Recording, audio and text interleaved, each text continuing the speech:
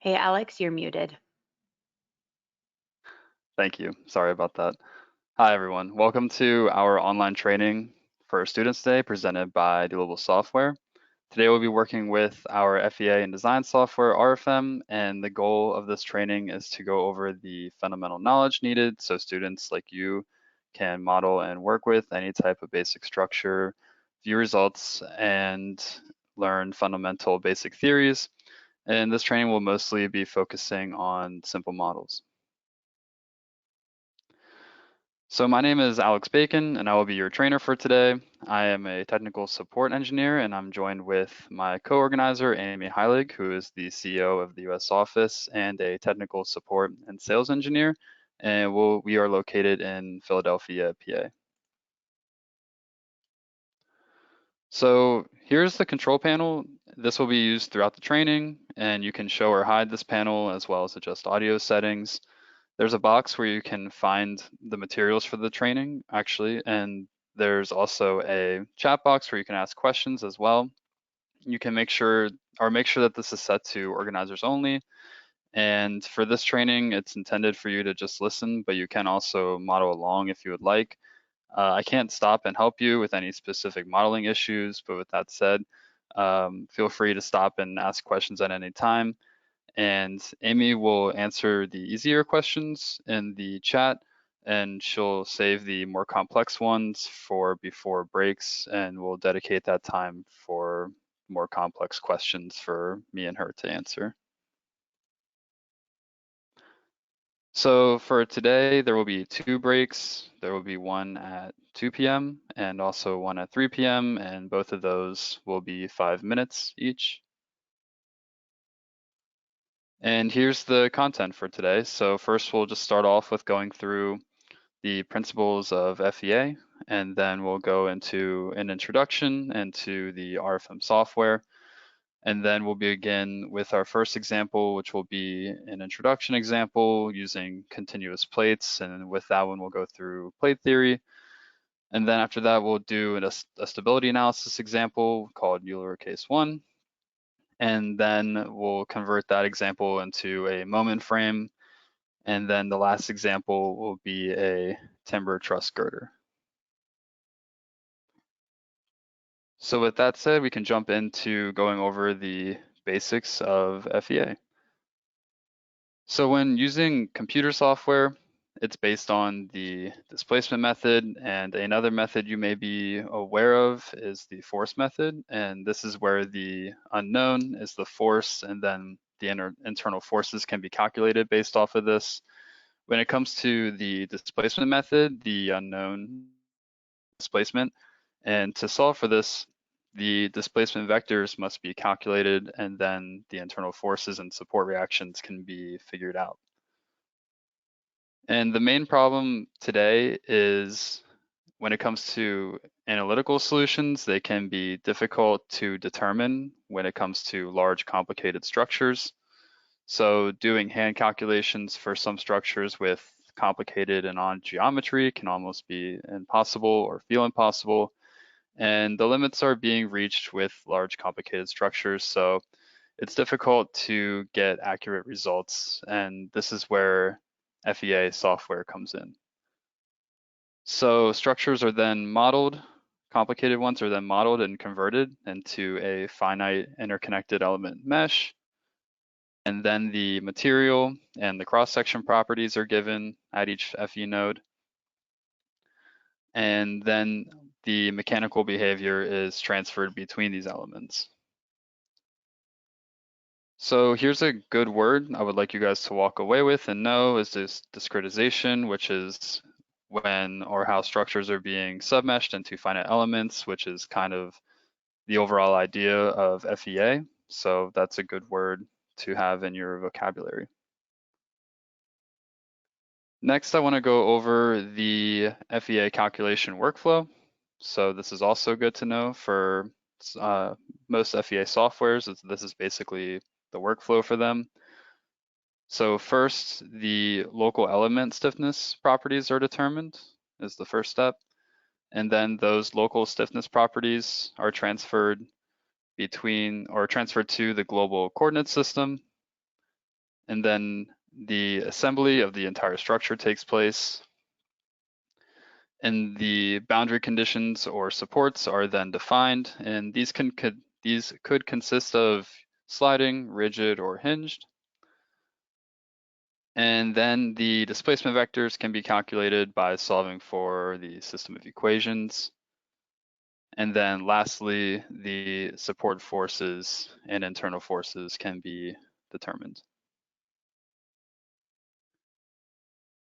So first question for today will be, what is discretization? And it should be pretty easy since I just went over it, but here are the options. So choose from A to C and just enter your answer in the chat, and we can see if the majority of everyone got it correct, and then we can go over it.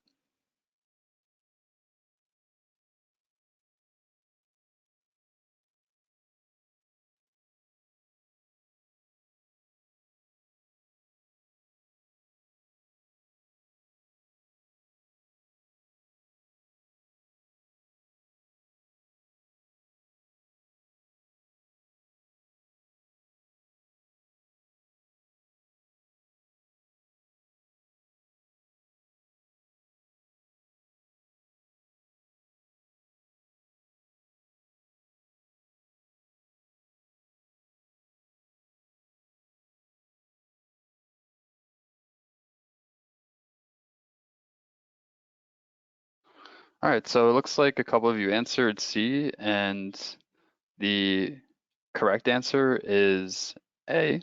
So what is discretization? You could either choose from structures converted to finite elements, it's the calculation of structures according to the FEA, or C, submeshing finite elements into smaller elements. And the correct answer, like I said, is a structure being converted into finite elements. This is discretization, so that is the correct answer. Submeshing finite elements into smaller elements is not correct, and calculation of structures according to the FEA is not exactly correct either. So A is the correct answer. So next thing we can do is move on to our first example.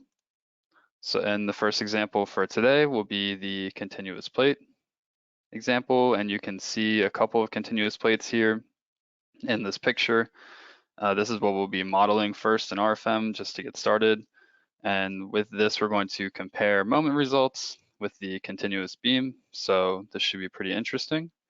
So now what we can do is we can jump into RFEM.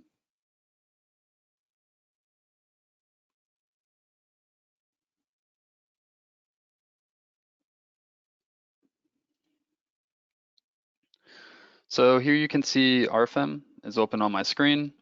I just have this basic example open just so we can go through the user interface of RFEM. First, I just want to start off with the question, so what is RFEM? So I'm sure you all can guess by now that it's FEA software, but to specify, it's structural analysis software capable of analyzing elements like plates, members, and solids. So then results like deformation, stresses, and internal forces can be calculated based on any 3D or 2D structures. And the great thing is almost anything is possible to analyze and calculate. And this includes things like volume and weight, so pretty helpful. So first we'll just go over the UI of this already modeled structure I have open. So on the left-hand side here, you'll see you have your project navigator with the name of your model, which I have opened already. And you can see this shows basically everything that your model consists of. So everything's organized in these expandable and collapsible folders. So elements like nodes, lines, and materials, you can easily get a quick glance at what everything is made of. So you can see this is concrete and steel. And then next we have our tables down here at the bottom.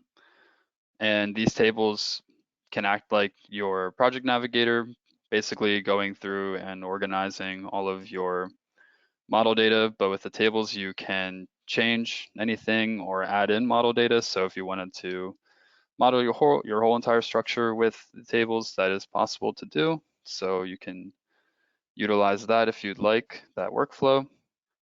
Also, you can change the background color. So if we wanted to go up here into options and we wanted a black background, we could go to the configuration manager. And then you can see that we can change our background to black if we would like, and also some other options as well. I'm going to keep mine white. Then also we have the insert menu up here, which allows you, or which just organizes all of the tools. So if you wanted to insert nodes, lines, materials, members, this is all organized up here in this tool table here, drop-down window. So that's helpful if you don't want to use the tools up in your toolbar, which is the next thing to go over. So here is all of your tools, basic tools that you need to go through and model your model. If your toolbar doesn't look like this, you can rearrange your tools, but also if you just like that done automatically, you can right click anywhere in this gray space and hit reset to default, and then that'll reset your toolbar to look like mine. I think this is the best layout. Everything's organized where it should be, and I think it's helpful. So then we can also change the view of our model. So we can use these buttons here to view in the X direction, the Y direction, or the Z direction. There's also additional options for reverse directions as well. And then you can also hit this button to set it back to isometric view. In the project navigator, if you scroll down, you have a folder for your add-on modules, and RFEM is great for checking and analyzing basic results such as deformations, internal forces, and support reactions. But if you want to get into designing specific materials such as steel and concrete and timber, this is where, according to a standard, or this is where you would like to choose an add-on module to do that. So we'll go over those more in depth later on, but next tab we have down here in our project navigator is the display tab, and this allows you just to turn off aspects in the graphical window. So if you wanted to turn off something like surfaces for some reason, this just turns off the display. It doesn't actually get rid of the surface. So these surfaces are still there, just not displayed. So you can turn things on and off in here. You can manipulate results and things. So we'll go over this also more in detail later. And then we have our views tab. So here we can set visibilities, and we can view things based on members by cross section. So if I only wanted to view my W18 by 50 cross sections in my model, I could do that, and you can see it grays out the whole rest of the model here, and I can easily point out my certain cross section there. And then the fourth tab, which you can't see right now, is the results tab. So if I go up here and hit show results, and I turn off my visibilities, so now we have the fourth tab here, results tab, and this is how we can choose which results we would like to show on our model. So right now I could show just my global deformations, and now you can see the global deformations graphically as well. So we'll go over how to view results and how to use this efficiently within the upcoming examples. Last thing to go over is just movement. So if you have a mouse with a scroll wheel, you can press in the scroll wheel and you can move in your model in translation. You can also use the scroll wheel to zoom in and out. And then if you hold Control and press in the scroll wheel, you can rotate your model. So those are the basic movements. If you don't have a mouse and you're using a trackpad, you can use the keyboard arrow keys to move around. You can also hold Control and use the arrow keys to rotate. And then you can hit the plus and minus buttons to zoom in and out. So before we get into the continuous plate example, I just would like to pose one question.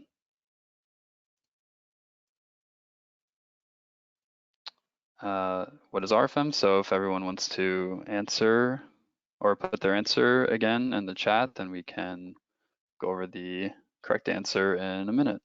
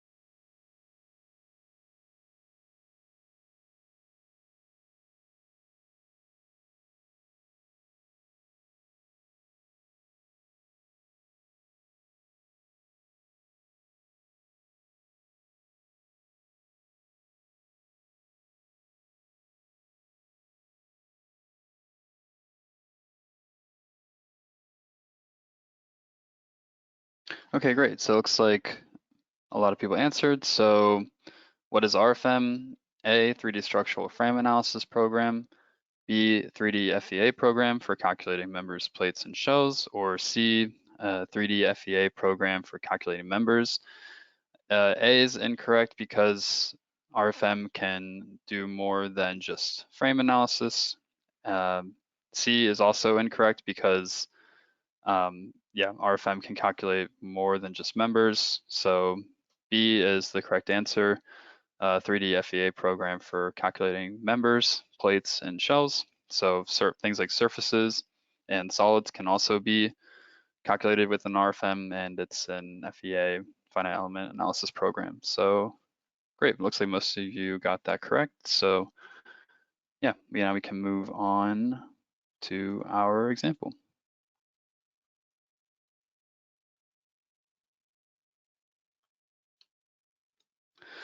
All right, so the first thing we want to do is create a new model. So we can go up here in the upper left-hand corner and hit new model.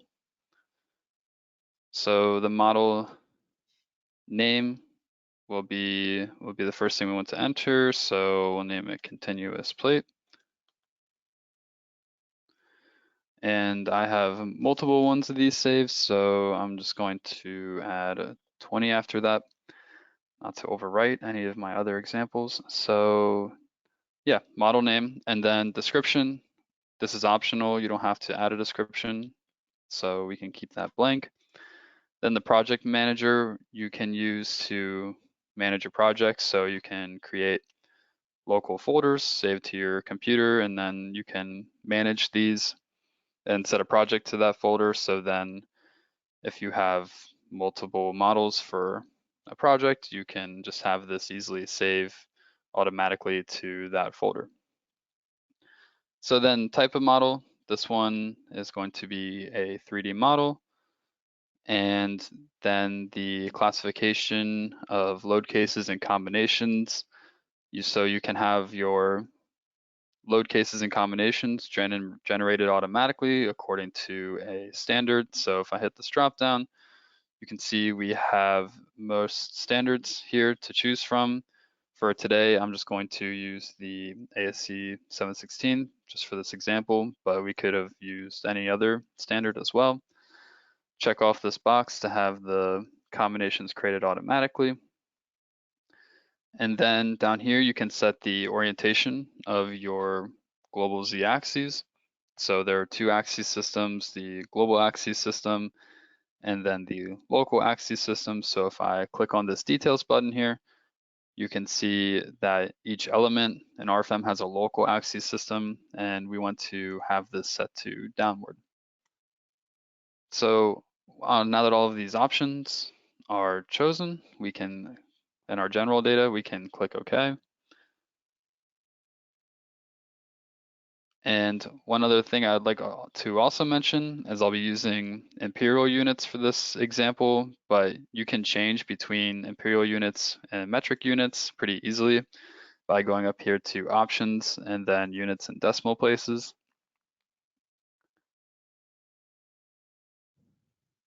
So if I wanted to switch from imperial units, I could have open this up, and then there's a button down here called Load Safe Profile.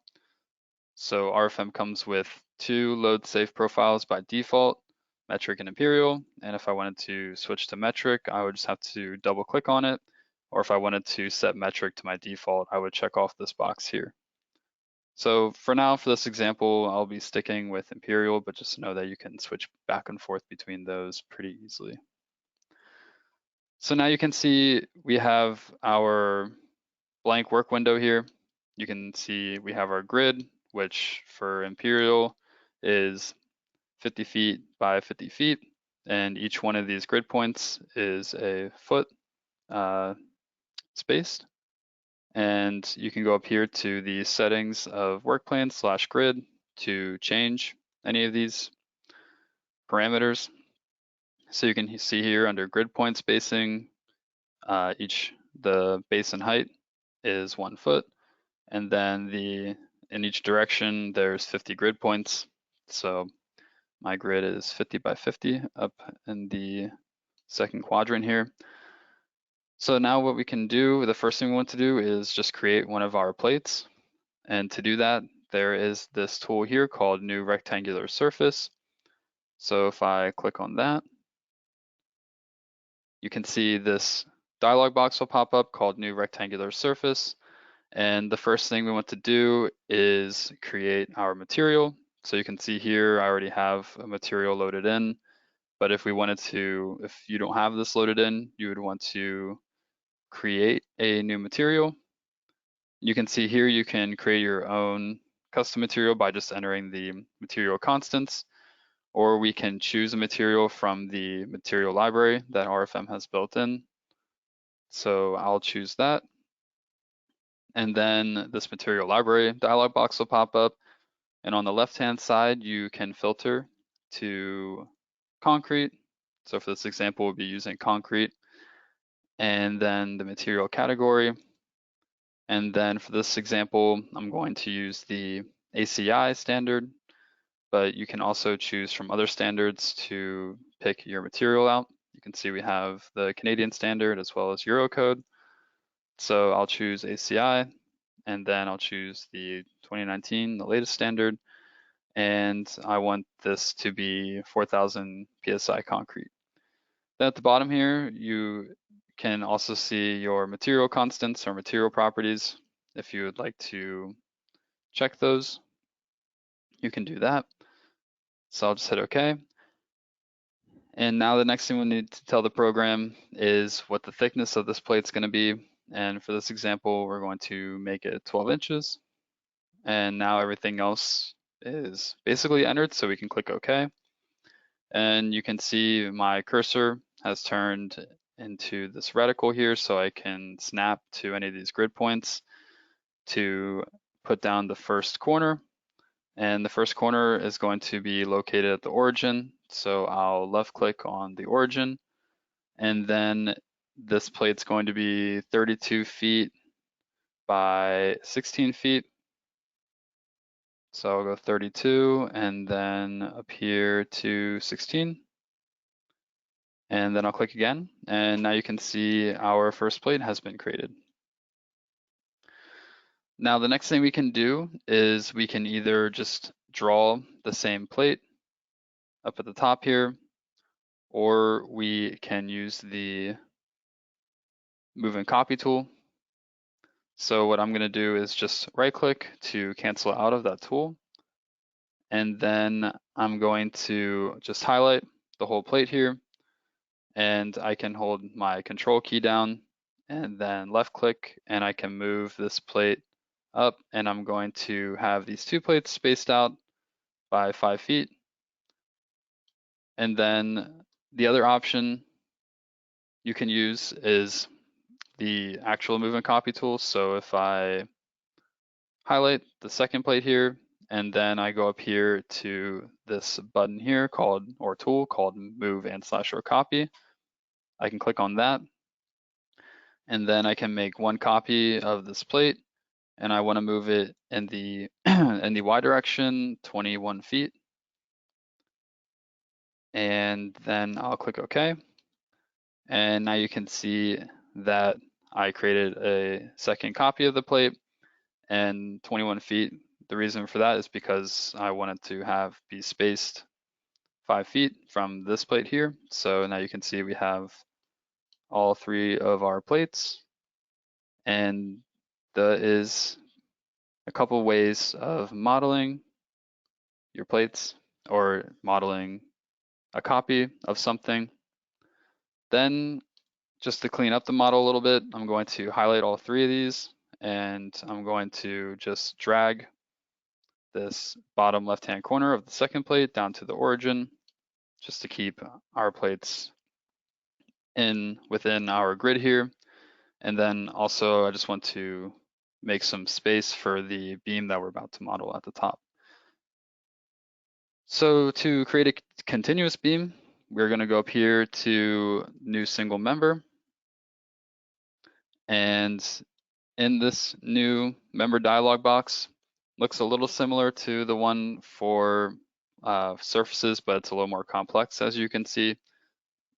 So what we want to do is tell the program basically what cross-section and material this member is going to be. And you can see there's a member start and end. Just focus on the member start. So the whole entire member will be this cross-section of material. We can click on this button here, create new cross-section. And then you can see you can enter manually the cross-section properties, just like the surface, or you can go up here to this button, import cross-section from library, which is what we want to do. So we'll click on that.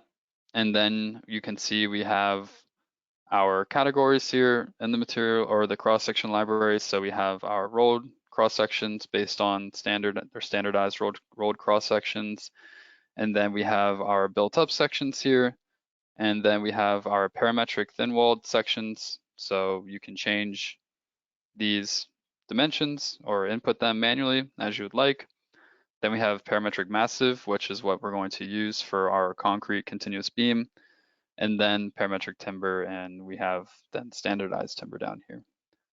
So I'll just choose the rectangular section from our parametric massive category. And the base of this is going to be 40 inches.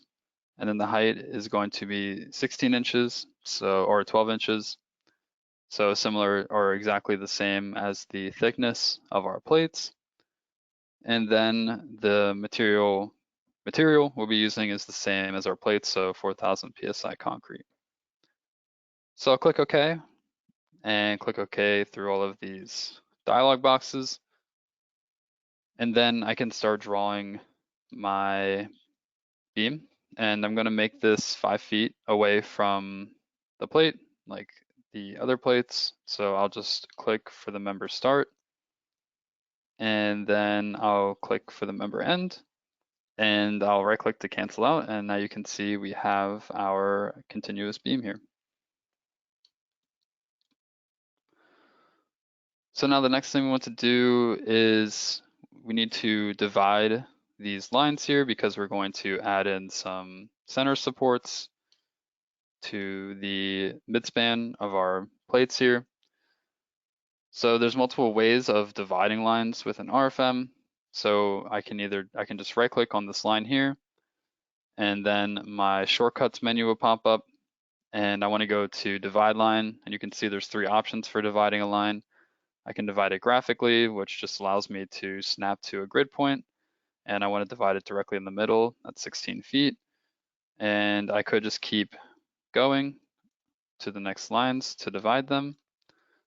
But there's also a couple other options, so I can divide them by an intermediate node. So you can see here I can divide line by an intermediate node, and this will just divide it evenly. So if I just choose one node, it'll put a node directly in the center of that line. And then the third option is you can do it by distance.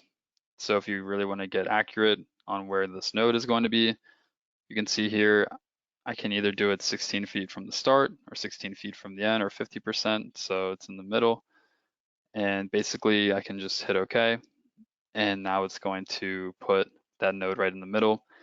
And if you're ever confused about the direction you drew your lines, you can see when you hover over them, there's an arrow here telling you which way you drew your line. So this is helpful mostly for members, but also for lines if you're dividing them and not sure where the member start or end is.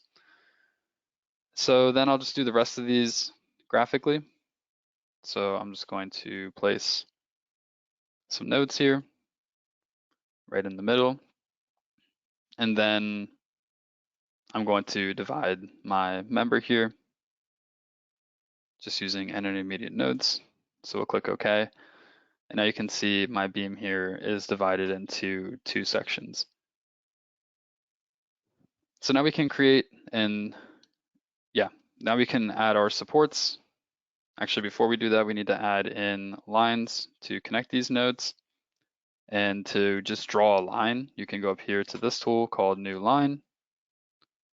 And then we can snap to our nodes that we placed here. And we can simply just go through and draw our lines. Just like so. And now we can add our supports in. So to create a new support, we can go up here to the new line support. So we're going to support this center span continuously along this line. So we want to use a line support. And this line support is going to be hinged. So then nothing can move in translation, but all of the degrees of freedom for rotation are released. So you can see we have templates, or we have our already defined supports, but if you wanted to create your own custom definition, you can create a new support here. And then you can see you can check or uncheck one of the degrees of freedom. So all three of these are in translation, and then we have rotation. So for a hinge support, we would just check and fix all of our translation directions here, and then we would uncheck and release all of our rotation degrees there. So we'll click OK, click OK again, and now we can just simply select all three of our lines here. And this is going to actually be the same for our outside. Surface is right there. And now we just need to support our beam here. And this is going to be supported using nodal supports. So I'm going to go up here to new nodal support. And two of these end conditions are going to be hinged. So we'll make the end here hinged and the middle hinged. But what we need to do is fix the rotation about the beam's axis here. So if I right click, we can show the local axis system of this beam. And that'll show the local axis system of all of the lines there. So actually turn that off. So here's the local axis system of the member here. And what we need to do is if we put a third hinge support here, then the member would be able to infinitely rotate about its x-axis here, and that would cause a instability in the program. So what we want to do is go up here and click on new nodal support. And what we want to do is create a new type of nodal support. And we want to fix the rotation about the x-axis, keeping the member from rotating about it infinitely in the program.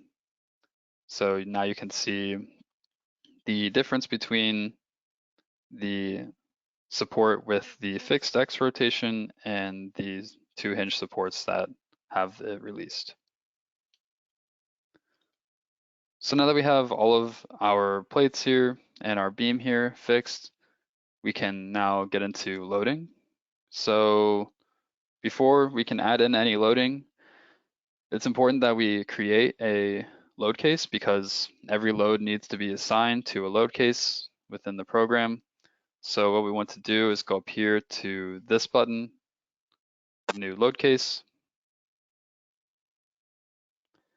and this will open up our edit load case and load cases and combinations dialog box, and you can see a load case has already been created.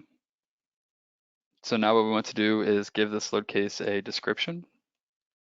So this will be test, and then the action category according to the ASC 7 is dead. This is fine. We don't really need to worry about action categories or anything for this model. We're just going to use this load case to add in our loading. So, and we also want to, you can see self-weight for the dead load action category is automatically checked. So this will take self-weight into account for your model. So what we want to do is uncheck that for this example, and we'll click OK. And now you can see we have our load, we're looking at our load case here test. So any loading we add right now will be added underneath this test load case. So now we want to do is create some surface loads to apply to our plates here. So we're going to go up here to the tool called new surface load. And this is the new surface load dialog box, and we want it to be a force. So you can see there's multiple different load types here. Load distributions, we want it to be uniform, and then we want it to act in the global Z direction for our load direction. So it'll be acting downwards. And now we just need to specify a magnitude. So this magnitude, we need to add a negative sign, and it's going to be 210 pounds per square foot. So that'll be 0.21 KSF. And then we can click OK. And now we can just select our surfaces here and apply that loading to our surfaces. Now we can't apply that to our beam here because this is a member and not a surface. So what we want to do is add in a member load.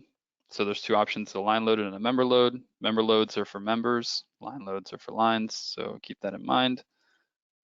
We'll open up the member load tool.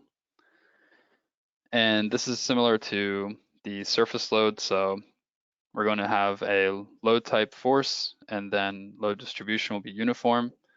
And the load direction is going to be in the global Z direction. And then our magnitude is going to be the same as the plate. So negative 0.210 kip per feet. So we'll click OK. And now we can apply that to our beam. And we can right click to cancel out. And now you can see we have our uniform load applied to our beam.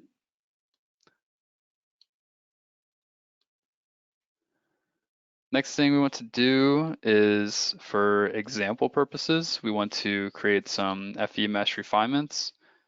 So for now, I'm just going to unshow the loading on our model just to get a better look.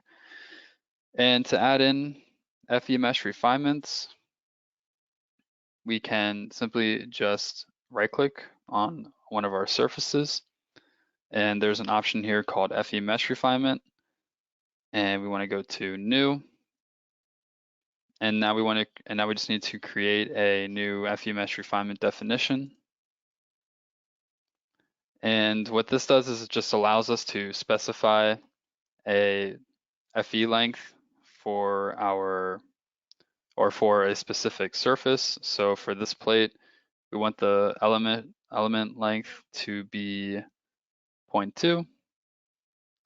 So we'll click OK and click OK again. And then you'll see this symbol here applied to the surface, saying that there's an FE mesh refinement here.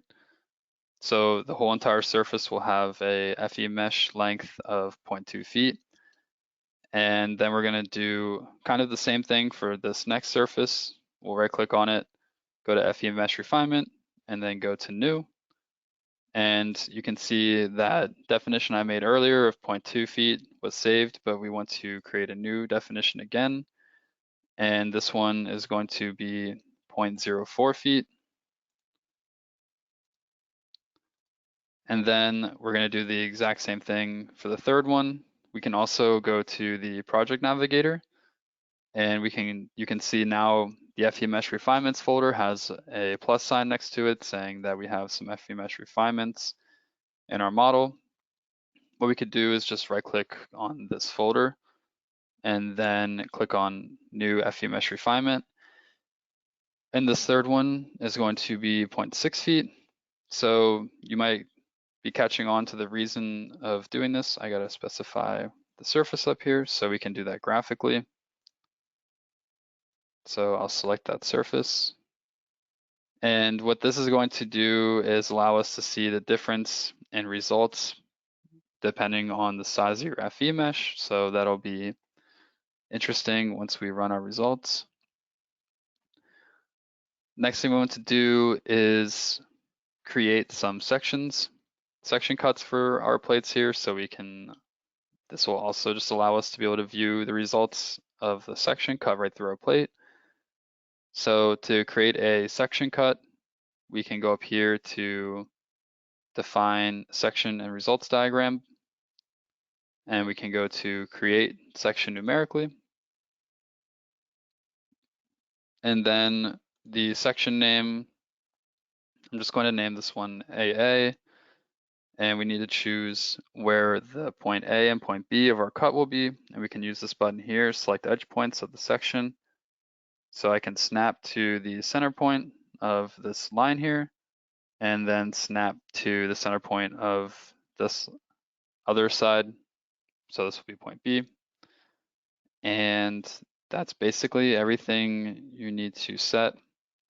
So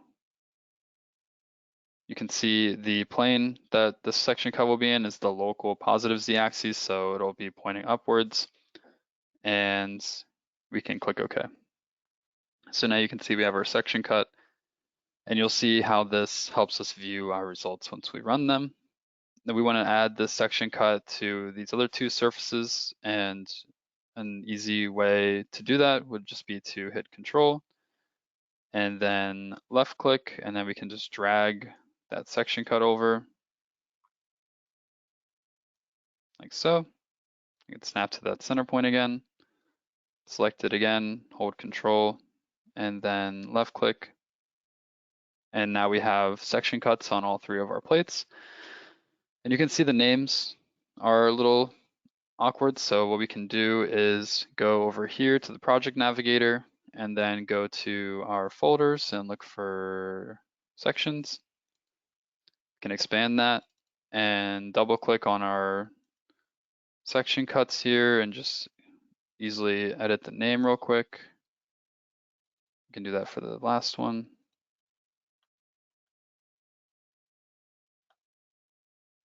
Click OK. And now we have our section cuts. And then now we're all ready to run our calculation. So we can either just hit show results to see the results for our LC1 here. But if we wanted to run the results for all of our load cases and combinations and everything, we can just go over here to this button called calculate all. And what this will do is just run through the calculations, and it should be ready pretty quickly for this model. So now you can see we have our global deformations now shown on our plates and also our beam here. Right now it's just a yellow line showing the deformations for the beam.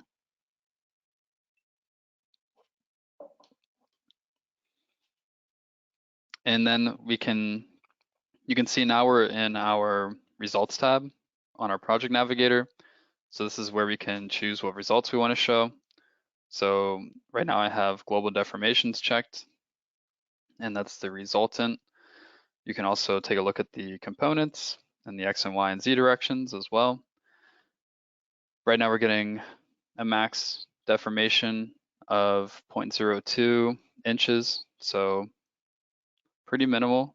And the next thing we can look at is, for example, the internal forces of our beam here. So we'll check on that. And right now we're looking at our bending moments about the y-axis, local y-axis. So you can see that moment diagram displayed on our beam here. I can change the rendering of our model from a solid transparent display to a wireframe view. So you can see that basically members in RFEM are just 1D member elements. So the rendering makes it look like they're 2D elements, but really they're just 1D elements in the background. But now you can get a better look at that bending moment diagram. So we're getting a max bending moment of negative 6.7 kip feet there. Then we can also take a look at our internal forces on our plates. So if we scroll down here to check on surfaces, right now we're looking at our bending moments along the local x-axis. So every element, like I said, has a local x-axis, and this is what the lowercase x means. If you see a lowercase letter next to the symbol, that's telling you that it's using the local axes of the plate.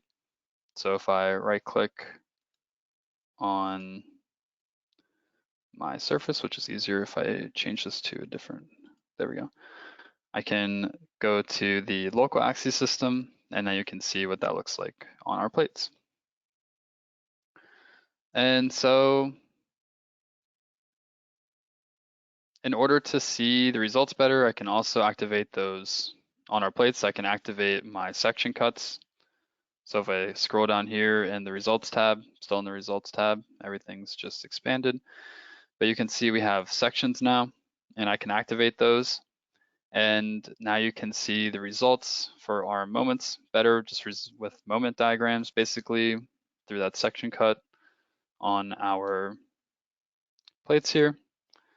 And maybe now you can also see the difference in accuracy between our plates here, depending on the FE mesh size we chose. So this first one was 0.2, and then we increased the length between all of them. So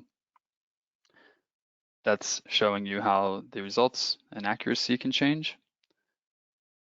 So also now's a good time to mention the size you pick for your FE mesh does affect your results. So if we go up here to calculate and go to FE mesh settings, this option here in the first general one, target length of finite elements, this is your global FE mesh. So if we didn't add refinements to these plates here, then 1 foot would have been the mesh size, which would have probably been a little too big for these plates, but you can see how the results can change depending on the mesh size you choose. Next thing I want to show you is if we go again to calculate, and then we go to calculate parameters, calculation parameters.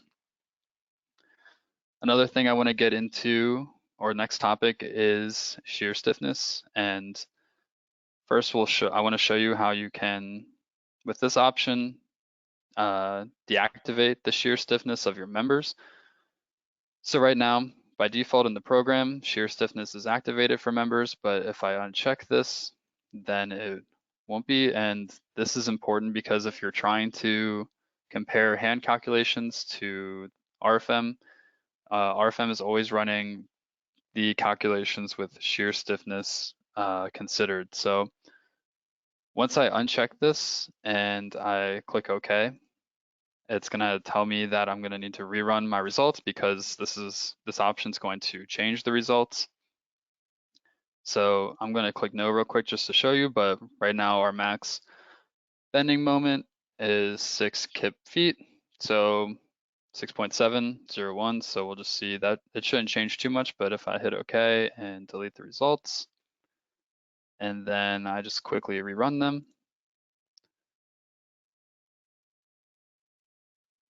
you'll see, or you should see, some change in results a little bit. So we were at 6.701, and now we increased our bending moment a little bit to 6.72. So nothing too large in change, but this is important to keep in mind if you're comparing hand calcs. And the reason that this change happens is because the methods mostly used in school assume that each member has an infinite shear stiffness, when in reality there is some shear deformations happening when members or beams bend. So it's important to keep this in mind again when comparing hand calcs. So based on shear stiffness, I just want to go back to the PowerPoint, and we can start talking about plate theory. And this will make more sense once we get into it. So I'm going to switch back to the PowerPoint.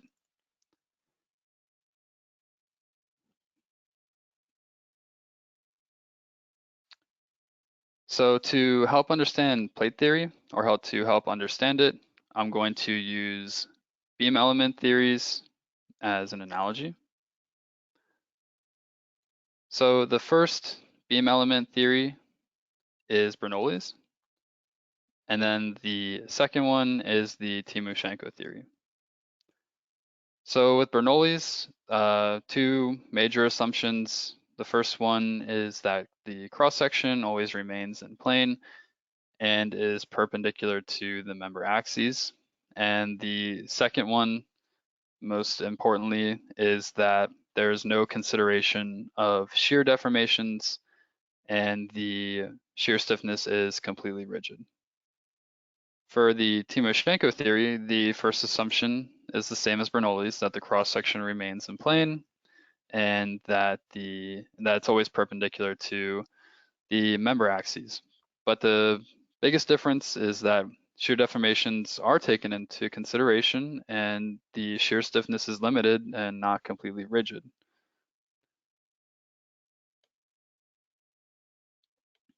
So you can see here that the deformation for Bernoulli's looks something like this and is perpendicular to the member axes.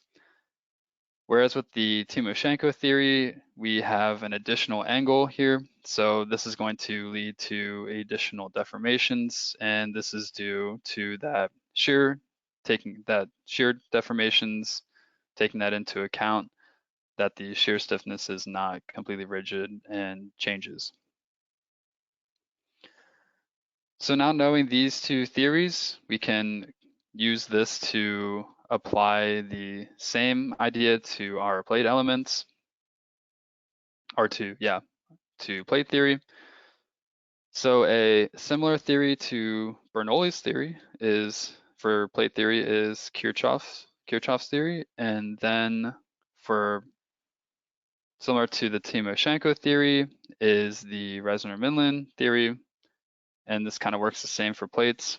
So the assumptions for the Kirchhoff theory, here they are listed. So basically we're assuming small deformations and that they are linear deformations. Also, we're assuming that the material used is linear elastic, so using Hooke's law. We're also assuming that the cross sections remain flat with no warping, and that the plate has constant thickness. And then the major assumption is that there is no consideration of shear deformations.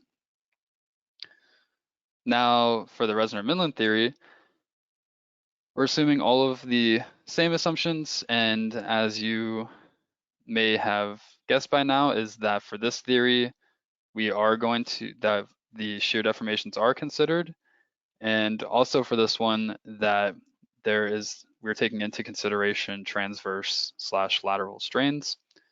And what I mean by transverse/lateral strains is if we look at this diagram here, you can see we have a beam, and with this beam, we have tension forces. So we have a force on each side, putting the beam into tension. And when this tension force is applied to the beam along its length, the cross section will shrink with regards to its height and width. And you can see that that height and width shrinkage is based on this mu factor here, and this is how that is taken into consideration. So again, we have our two plate theories, the Kirchhoff theory and the Resner-Midland theory. And again, just to summarize, the Kirchhoff theory is great, has great results when using thin plates. For example, concrete slabs work great. Again, no consideration of shear deformations, and also, yeah, keep in mind that this theory only considers a pure bending loading bearing capacity. So this again is just more of a simplified approach. So keep that in mind when using the Kirchhoff theory. And for the Resner-Midland theory, this works really well for thick and thin plates. And in my opinion, the Resner-Midland theory is what you should use most of the time, but I just think it's good to know the difference between these two. So again, just to keep in mind that you'll get more accurate shear forces since the shear deformations are taken into account for this theory, and these other things like significant error when neglecting shear force, and it's going to yield a higher value approach when using this theory because of the additional deformations leading to additional shear forces or from additional shear forces. So these are two good theories to keep in mind. And now we can switch back to RFEM and see how we can apply these theories to our actual model.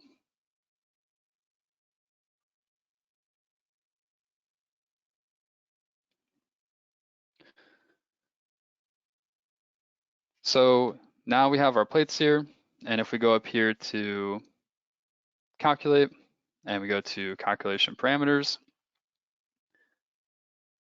you will see under calculation parameters that we have our plate bending theories down here. So by default, RFM uses the Resner-Midland theories, which, like I said, works great for both thin and thick plates and just produces more accurate results. So if you wanted to use the Kirchhoff theory, you can switch to that. So if we switch to that right now, you can hopefully see these results. So about 6.592, we'll just keep an eye on this one, 6.594. So if we change this and we click OK, it's going to ask us to recalculate. And if we run this calculation real quick again, then we should see that our bending moments will increase from the decreased deformation. So yep, so 6.6. It was about 6.59. So not much change in results, but still just increased accurate results there with the Resner-Midland theory. So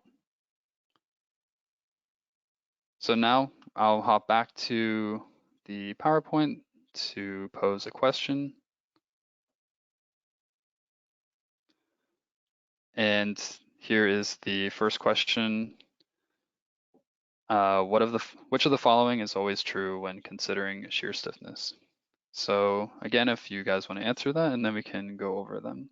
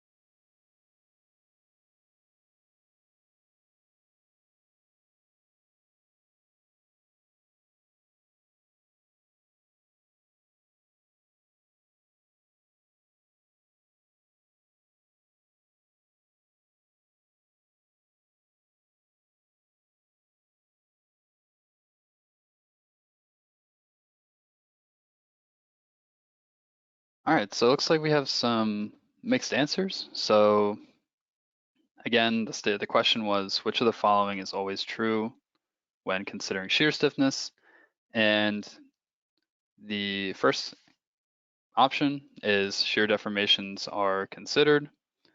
And the second option is increased accuracy in results. And then the third option is the shear stiffness of elements is infinitely rigid. This is a little bit of a tricky question, but the correct answer is A. So when considering shear stiffness, shear deformations are always considered. That's the correct answer. B, increased accuracy in results. This is not true for all plates. So for thin plates, accuracy in results isn't really true because then the results don't really change much for thin plates. So mostly for thicker plates, the results will change and the accuracy will be increased. And then for C, the shear stiffness of elements is infinitely rigid. This is not true because when shear stiffness is considered, the stiffness of the element isn't infinitely rigid. So that is that question. And so it's also around 2 o'clock. So if there's any questions, Amy, that we can go over before the break, we can answer those now. Yeah, I think one question that was asked is how to import in a CAD file. So let's say from AutoCAD, how can this be addressed in RFEM?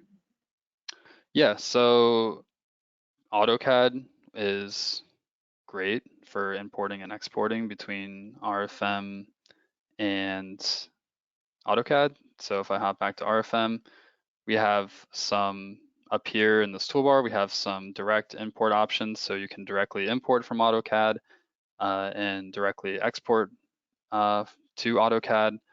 You can use some similar file types. So if we go to import, if we're importing from AutoCAD, there are some similar file types you can save your file as when importing and going back and forth between AutoCAD and RFM. But the important things to keep in mind is that really only nodes and lines can be imported from AutoCAD. Surfaces, you have to define them as I can't remember the name for them in AutoCAD, but they have to be specific surfaces. You need to create an AutoCAD for them to be imported into RFM. 3D You can, faces. yeah, thank you. Yeah, 3D faces, those have to be defined in AutoCAD if you want surfaces to be imported from there. But you can define, you can have members and cross sections of materials imported from AutoCAD with those lines. So you can define those in AutoCAD and have those automatically imported. And so basically you can have um, members and cross sections of materials and everything imported, but when it comes to surfaces, it's not as straightforward. Yeah, I think that's fine. And the additional thing to remember is that you can also import a DXF as a background layer. So if you'd prefer just to use the background layer for snap points and to draw your model in RFM, that's also possible. Mm-hmm. Um, so I think that that will go ahead and address that question. The only other question that maybe I'll just reiterate is the topic of setting the local z-axis down. It was asked, maybe why we need to do this. So Alex, I think you can answer that with the local axes. Yeah. So yeah, for that local axes, I mean, you can have it set to upward, but we always recommend setting it to downward just because this is kind of how some of our atom modules work. For example, the concrete atom module, this is mostly designed and based on having the local z-axis set to downward. And when you set it to upward for some modules like the concrete module, your results could look inaccurate. So having this set to downward is important. Yeah, and I also had mentioned in the questions dialog box that this will be addressed in a future version of RFEM where this will no longer be an issue, that you'll be able to use either the local axis Z up or down. A few more questions that came in. Does RFEM produce shop drawings? And the answer to that is no. So it is purely for the structural analysis only. It does not produce any drawings meant for fabricators. Are we going to upload this training presentation to YouTube or somewhere else? We will upload it and make it available to download once we have wrapped up this presentation, and it should be also available, I believe, on YouTube. I can't remember our exact process, but regardless, one way or the other, we will send you an email afterwards, usually within the next day, so probably tomorrow, with the access to this recorded training. The final question that we have coming in before this break is, how does the analysis of the diaphragm for seismic consideration, or how to do the analysis of the diaphragm for seismic consideration? We do not have diaphragms in the program. This is something that we're working on for a future release for more building type features. So we'll have rigid, semi-rigid, and flexible diaphragms, but this is not incorporated into RFEM now. Of course, you can draw a surface with the relevant materials and properties for a semi-rigid diaphragm, but it's not an actual diaphragm element in the program. It's really just a surface or a plate element, and we don't provide the analysis with chords and collectors and things like that at this point. So it's just purely FEA. So hopefully that answers that question too. Okay, I think that that's it for now. All right, thanks, Amy. Yeah, we can now take a break. So yeah, so everyone, we'll just meet back here at 2:13. So we'll take a quick 5-minute break, and yeah.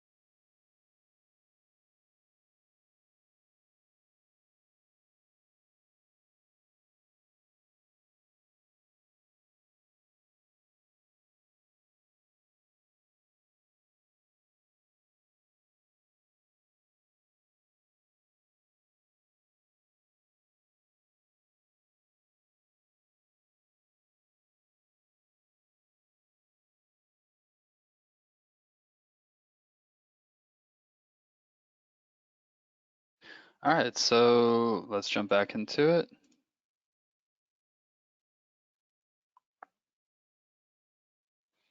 I actually have one more question to ask everyone, or this is a true or false statement before we move on to the next example. So the statement is the Kirchhoff plate theory does not consider shear deformation, and then you can answer either true or false.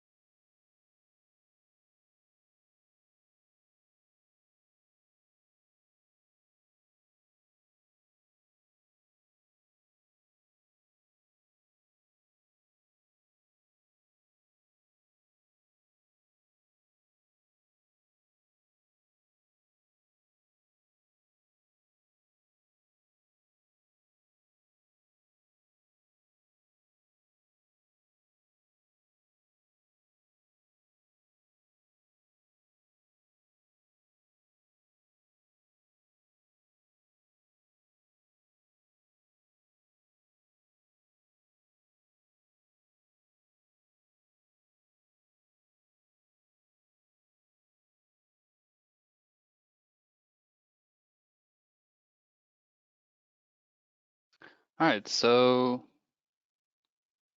looks like a couple of you answered. So the correct answer is true. So the Kirchhoff plate theory does not consider shear deformations. So that is true. And we can now move on into our next example. So that will be the Euler case 1 example. So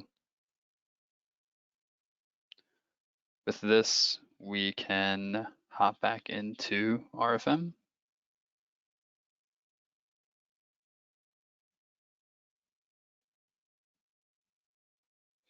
And now for this example, we'll be creating a new model. So we'll go up here to new model, and the name of this will be Euler case 1. And everything else will stay the same. It's going to be a 3D model. We'll just keep our load cases and combinations created automatically. Everything is set, so we'll hit OK. So now again, we have our blank grid here. And the first thing we want to do is create a new cross section. So we can go up here to new single member. And this new member, so we'll create a new member and we'll use the cross section library. So this is going to be a W shape.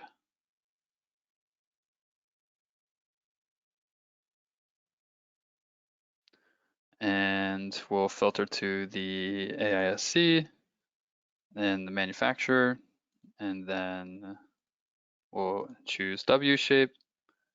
And then this is going to be a W shape 12 by 35. So we'll scroll down here to 12 by 35. We don't want it made out of concrete, so we can go to import material from material library. And it'll be metal, steel, and we'll use the ASTM for this example. And we'll just make it steel A992. And click OK, and then click OK again, and click OK one more time. And so this is going to be a 30-foot tall column. And we basically want to draw this member perpendicular to our plane here. So a couple options for that. We can either choose the option in this tool here, length and direction, and we could just type in 30 feet and select the option perpendicularly to work plane in the positive direction. Now you can see I can just draw this. I can select the origin here, and the program will just draw that member 30 feet perpendicular to our grid here. The other option would have been to change our work plane. So we can do that up here with these three options. right now the work plane is in the XY plane, but we can easily just change it to we could have drawn our member up the plane there, and you can see again it's 30 feet tall. So we'll just change our grid back to the XY plane, and then next thing we want to do is support this column. So we'll just highlight from left to right to only select the node down here at the bottom. And then we can go up here to new nodal support. And we want this nodal support to be a completely rigid support. So you can see all 6 degrees of freedom are fixed. So we'll click OK. And now we have our column framing into the support. And basically this is our model. So what we want to do now is create a new load case. So we'll go up here to new load case, and we'll name it test, just like we did in the previous model. And we'll turn off self-weight, so we'll deactivate that. And then we can click OK. And now what we want to do is add in some nodal loads to our column here. So we can drag from left to right to select our node up here at the top. And then we want to choose the tool new nodal load. And then the force will be we'll make it 5 kips in the z direction, so -5, so it's a gravity load. And then we'll add just a lateral load in the x direction of 2 kips. So once we do that, we'll click OK. And now you can see those loads are added to the top of our column here.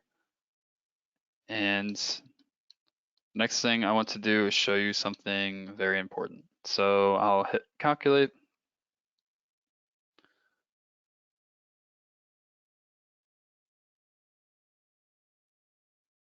And then we can take a look at our deformations. And if we look at this column from our side view, you can see it's deforming in the Y direction.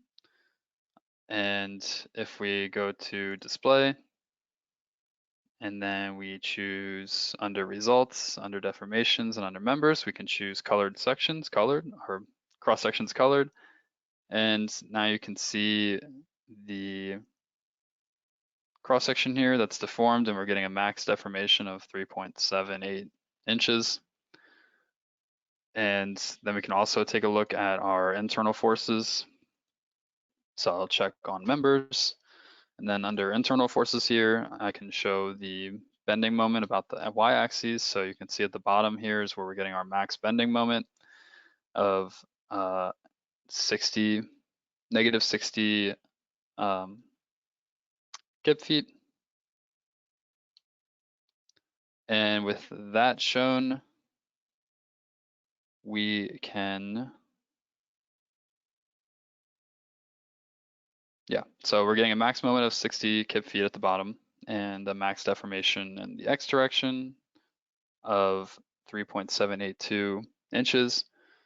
So keep that in mind. And now I want to show you how this linear or first order calculation differs from a second order calculation. So what I'm going to do is open up the load cases and combinations box. And by default, all load cases are calculated based on a first order analysis. So this is our load case here. And if we go under calculation parameters, you can see we have a couple options for the method of analysis. And like I said, by default, load cases are calculated according to a geometrically linear analysis, whereas load combinations, which combine load cases into bigger combinations basically, are calculated based on a second order analysis, which takes little and big p delta into account. And what we can do is change our load case to a second order analysis. And basically the difference at first order analysis sets the equal of the beam based on the undeformed system or undeformed beam, and a second order analysis sets the equilibrium based on the deformed system. So what I can do is show you how these results and deformations change based on the results or based on changing this to a second order analysis. So you should see that the deformations and bending moment will increase, and this is because of the P delta effect. So now you can see that we're getting a deformation or max deformation of 3.9 inches, which will in turn increase our bending moment or max bending moment to 61.6 kip feet, based mostly because of that increased moment arm. So we'll get an increased moment. So keep this in mind when you are looking at load cases and load combinations, where the results can change depending on whether a first order or second order analysis is ran. Another quick note is that members in RFEM are determined to be either a beam or column based on how the loads are applied. So in this case, we have a column here, mostly because of the axial force applied to it. So even though if we double click on this member, even though the member type is set to beam, this is the member type you want to use whether you're modeling a beam or a column. It all just depends on the internal forces within the member. So I'm going to, for the next topic, I'm going to change the loads here at the top to only be in the axial direction. And so we'll change the axial load to 0.1 kips, so 100 pounds. And then we're just going to change our lateral load here to 0.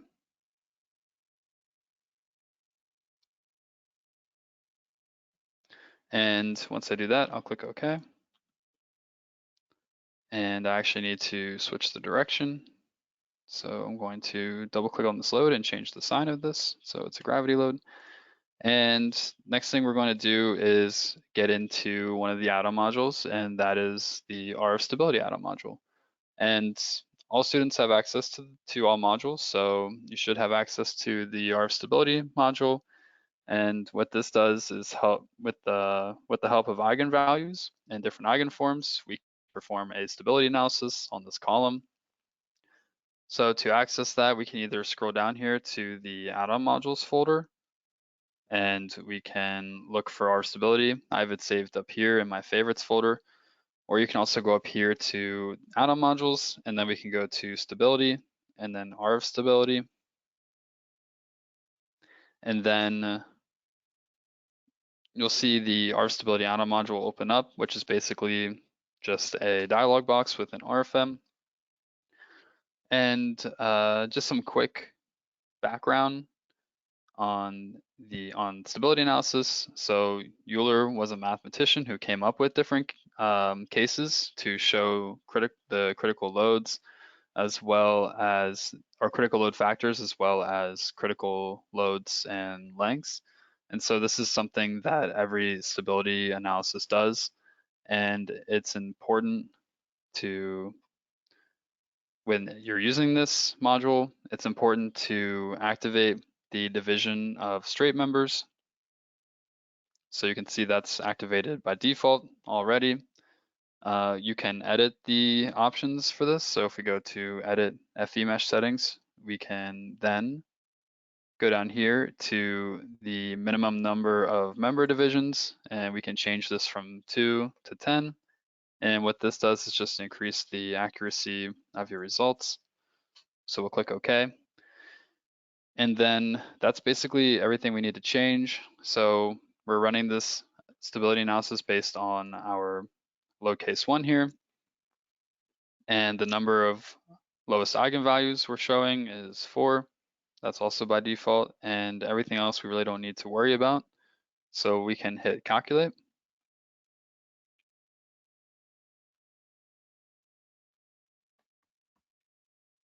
And once the calculation is done running, you can see we have our results here. And we can take a look at our critical load factors for each of our eigenmodes. So our critical load factor for this first eigenmode is 135. And the critical load factor is the amount you would have to multiply basically your loads by in order to get an unstable system. Or it can be looked at as the total percent of the loads your structure can take. So it's very important to keep in mind if this number is under 1, then that means that your structure can't handle 100% of the loading that's applied to it. So I have only 100 pounds applied to this column. And let's say this number was under 1, then if it was 0.9, then my structure would only, or this column would only be able to handle 90 pounds, and anything exceeding that would cause an instability. So that's kind of the basic understanding of the critical load factor here. And then next thing we have is our effective lengths. And we can take a look at our effective lengths for our member here for each eigenvector. And we can also take a look at the critical load here. We can also view our results graphically and take a look at our eigenvectors. So if I go down here and click graphic, then we can turn our model around and you can now get a better look at the first buckling case or buckling form. And if I wanted to look at the other ones, we can go down here in the panel over here and look at and choose the tab filter, or no, factors, sorry. Under the tab factors here, you can take a look and you can see eigenvector number. Right now we're looking at 1, but we can change this to 2, 3, and then we can take a look at our fourth eigenmode. So you can notice that the weak axis of this column is in the y direction, about the local z-axis. So this is mostly the reason for this. That's why this column is deforming in this direction, because of the weak axes, and the moment of inertia in this direction is, or the moment of inertia is smallest about the local z-axis. So if I double click on the column, we can take a look at the info about our cross section, and you can see that the moment of inertia about our z-axis, local z-axis, is 24 compared to 285. So this is the reason why the column is buckling about this axis. So now we can swap back. Let's swap back to RF stability. You can see we have it selected under our dropdown up here. So what I can do is just hit this button right here, RF stability.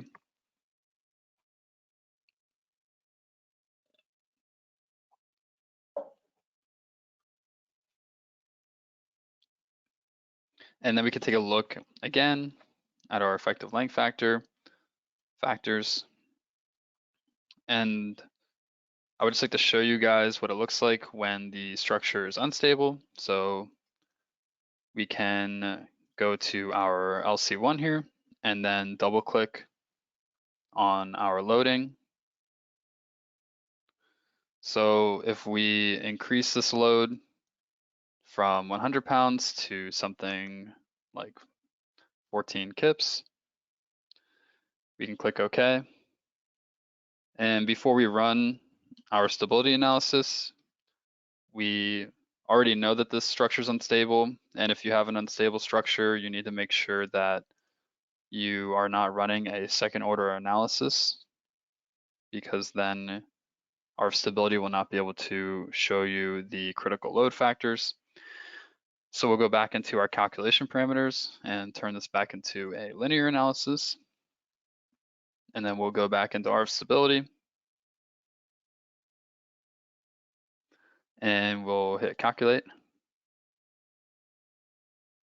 And once this is done, you should see we will get a critical load factor below 1. So we have now a critical load factor of 0.966. So this factor being under 1 is telling us that our structure cannot take 100% of the 14 kips that we applied to it. So that's one way to, if you have a structure and you're getting an instability and you made sure everything's connected and everything looks modeled correctly, this is one way to tell if you need to maybe optimize some of your model. So with that said, I have another question for you guys.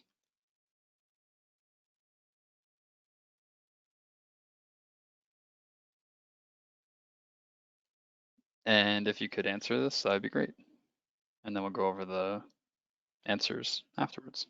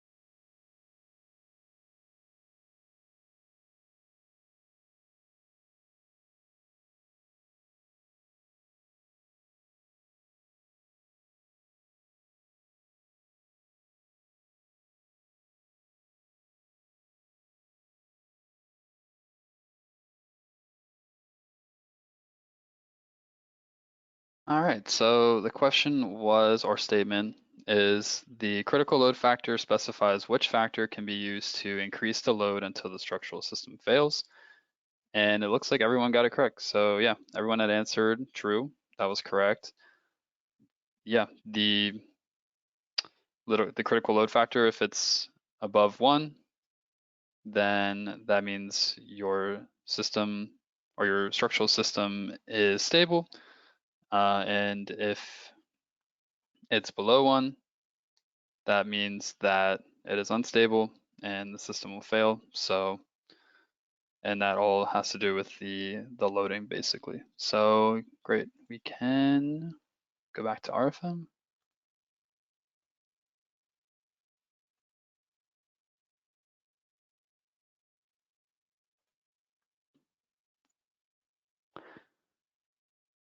And what we can do is now start creating our moment frame. So we're going to turn this column into a moment frame basically. And to do that, we can change our force here back to -5 kips. And we won't add any lateral loading. And then we can take this column and we can just make and highlight the whole thing, hold Control and select one of the nodes and make another copy 10 feet away. And then we can take or highlight these top nodes here. And if I change my work plane back to the XZ plane, I can just simply highlight both of the nodes here from left to right to only select the nodes. And then I can left click and just drag these down to about 10 feet. And now we have our columns for our frame. Now we want to create the beam for the top of our frame. So we'll go up to the Create New Member tool. And then the beam connecting these two is going to be, so we want to create a new cross section. And we want to go to W sections. And this beam is going to be an 8x15, so we'll scroll down.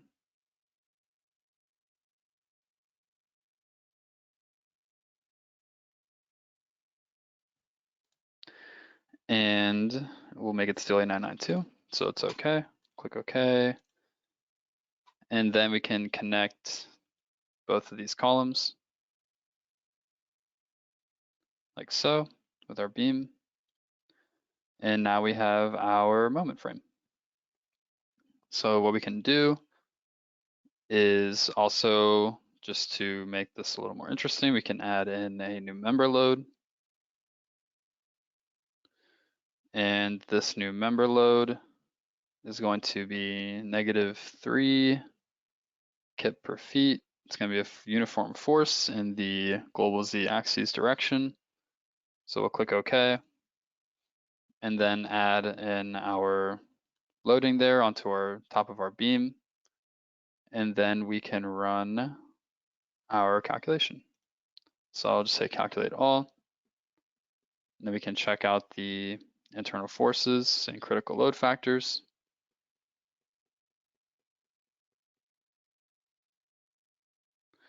And now you can see we have our moments here along with our deformation. And then we can also, since we hit calculate all, we can just go to our stability and take a look at the stability analysis ran. So right now we're looking at our first eigenmode here, which is 4.89. So that's great, stable. And then we can scroll through and look at our other eigenmodes. So basically you can see that this frame here is bending out of plane, which is not ideal. And I can increase that by a factor, exaggerate that a little bit. So now we can see what the major issue is.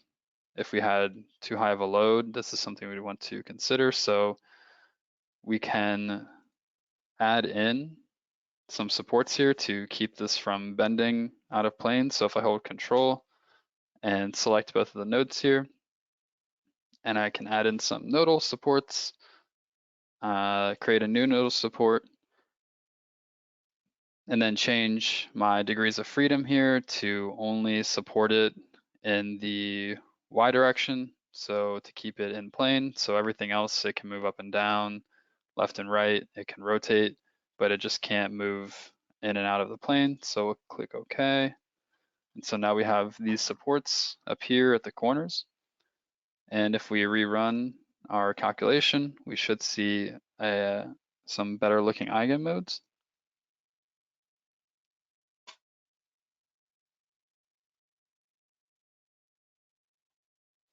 And yep, so our first eigenmode, or critical load factor, increased from 4 to 21, so that's looking good. And we have no bending out of the plane for our frame here. And again, you can scroll through and take a look at the other modes. Also, you can take a look at the support reactions. Something else I didn't show. Yeah, so we have our support reactions here. So that's basically the moment frame. And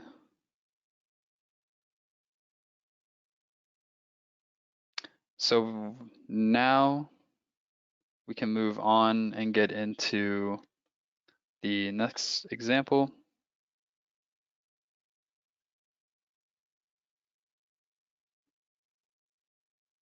which is the timber truss girder.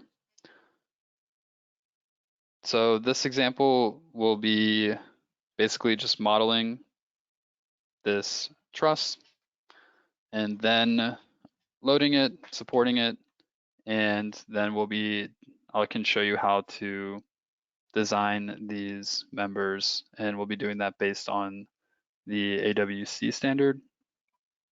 So let's hop into it.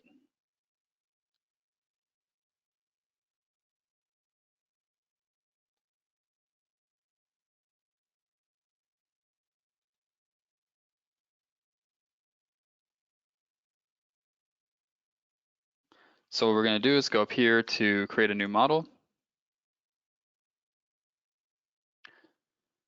And this one's going to be called timber truss girder.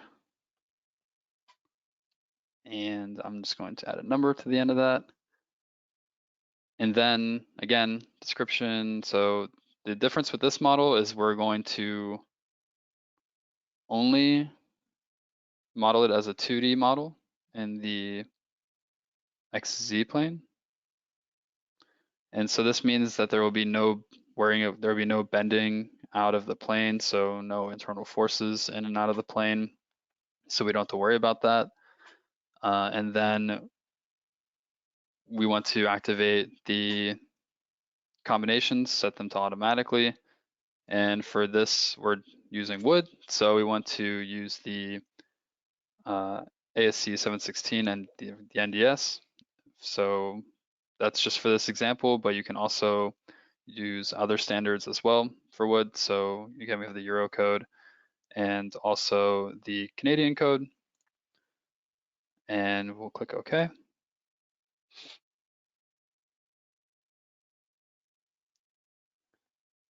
And to start, we have again our blank grid here.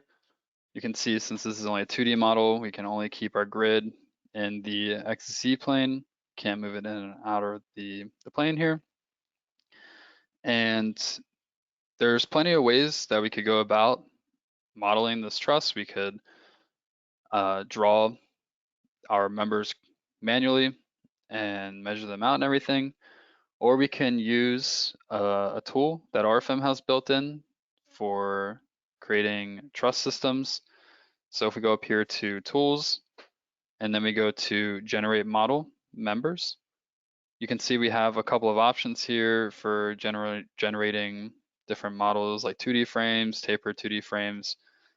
The tool we're interested in for modeling this truss is 2D truss. And you'll see once this tool opens up that we have a couple of different truss types here that we can choose from. We are just going to be focusing on this first truss type here. And then the next option is to choose your diagonals. So you can see these patterns here. We're going to be using this pattern right here with the double downward facing triangles here. And then the next thing we have is our parameters up here. So we can choose the number of bays, and the number of bays for this truss is going to be 10. And then the total length of our truss here is going to be 197 feet with a total height of 18.8 feet, and then a total side height of 8.53 feet. So that's we have the height, the length, and then the side height here. Next thing to define is the upper chord, so the cross-section of materials for the upper chord, lower chord, diagonals, and verticals. So this is pretty easy. All we have to do is create a new cross-section. And then we're going to import the parametric timber cross-section here. It's going to be rectangular. And this is for the upper chord. So we're going to make the dimensions of the upper chord 9 inches by 20 inches. And then we need to choose our material. So we'll go to, you can see I have my material already imported, but we can import material from material library. And you can see I have spruce softwoods, 15 or more lambs chosen. So I got there by going to the timber material and then sorting through the material category wood, North America, and the standard AWC, and then the latest NDS 2018. So I can choose my material, and then I can also see the material properties. So we'll click OK. And then we can click OK again. And what I want to do before exiting out of this box is I want to copy this cross-section description. So I'll hit Control-C and then hit OK. And now what I can do is I can do the same thing basically for the lower chord, but I'm going to create a new cross-section, and then I can simply just hit Control-V and copy that cross-section description into the box up here and change my material. And then I can simply, for this lower chord, I just want to change it from 9 by 20 inches to 9 by 22 inches, just to increase the depth, and hit OK again. And then for the diagonals, it is the same procedure, but for this one, we're going to change our dimensions from 9 to 8, and then, oh shoot, and then from 22 to 8. So our diagonals are going to be our squares. So they'll be 8 by 8, and we're going to change again this material. And then lastly, we'll create a new cross section for our verticals, and they're going to be a little different from our rectangular diagonals. So they'll be 8 by 4. And then change the material again. And so now we have all of our cross sections defined. We also have member types defined here. So for the upper and lower chord, we have beam type selected. And then you'll see for the diagonals and verticals, they are truss types. And the difference between a beam member type and a truss member type is that a beam has fully fixed connections and all 6 degrees of freedom. So then the translation and rotation is all fixed, so moments will be transferred between connections. But for a truss type, this is a pin connection, so rotation is allowed, so there will be no moments transferred between or through connections to other members for trusses.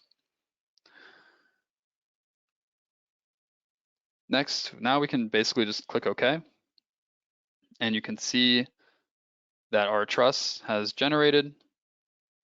So you can see all of our member types are created. One thing I do want to actually change is the verticals. We should probably actually increase the cross section of them. They are looking a little slim, so what we can do is simply just go to cross sections, and then we can double click on our 8 by 4 cross section here, and then we can simply just go up here and change this to a depth of 6, and then we should have an increased cross section there. And now the next thing we want to do is delete the bottom left and right members, because we're going to support our truss at the ends of the upper chords here. So what we can do is just hold Control and select these bottom left and bottom right hand members here and delete them. And then we want to delete the lines there as well. And the next important thing that we want to do is make our outer diagonal member beam types here, or outer diagonal members here beam types, because if we leave them as truss members, which they are right now, then there will be no bending moments transferred between the bottom and top chords. So I'm going to hold Control, select both of them, and double click on them. And then we can just go up here to member type and change that to beam. So this is a good visual. So if I have them set to truss, you can see the member hinge is grayed out, meaning that they're pin connections and we can't choose the member hinge for a truss member. But if I choose beam type, then you can see that the member hinges are available to be customized. So we'll click OK. And then we also want to make sure these members are included in our set of members. So a set of member in RFEM is basically multiple members all combined into a set of members. So if I change my rendering to wireframe, and zoom in, you can see my top chord here has a dotted line around all of the members up here. And this is showing you that these are all within a set of members. And basically what a set of members allows you to do is just to easily show the results for all of these beam segments as one large member. This just allows you to view the results easier. And it also allows you to apply loading easier, and also it allows you to run designs, or it allows you to design all of these members as one long continuous member. So you can see that the top chord has its own set, has a set of members, and then the bottom chord is also a set of members. But what we want to do is, you can see these diagonals are not part of the bottom chord set of members.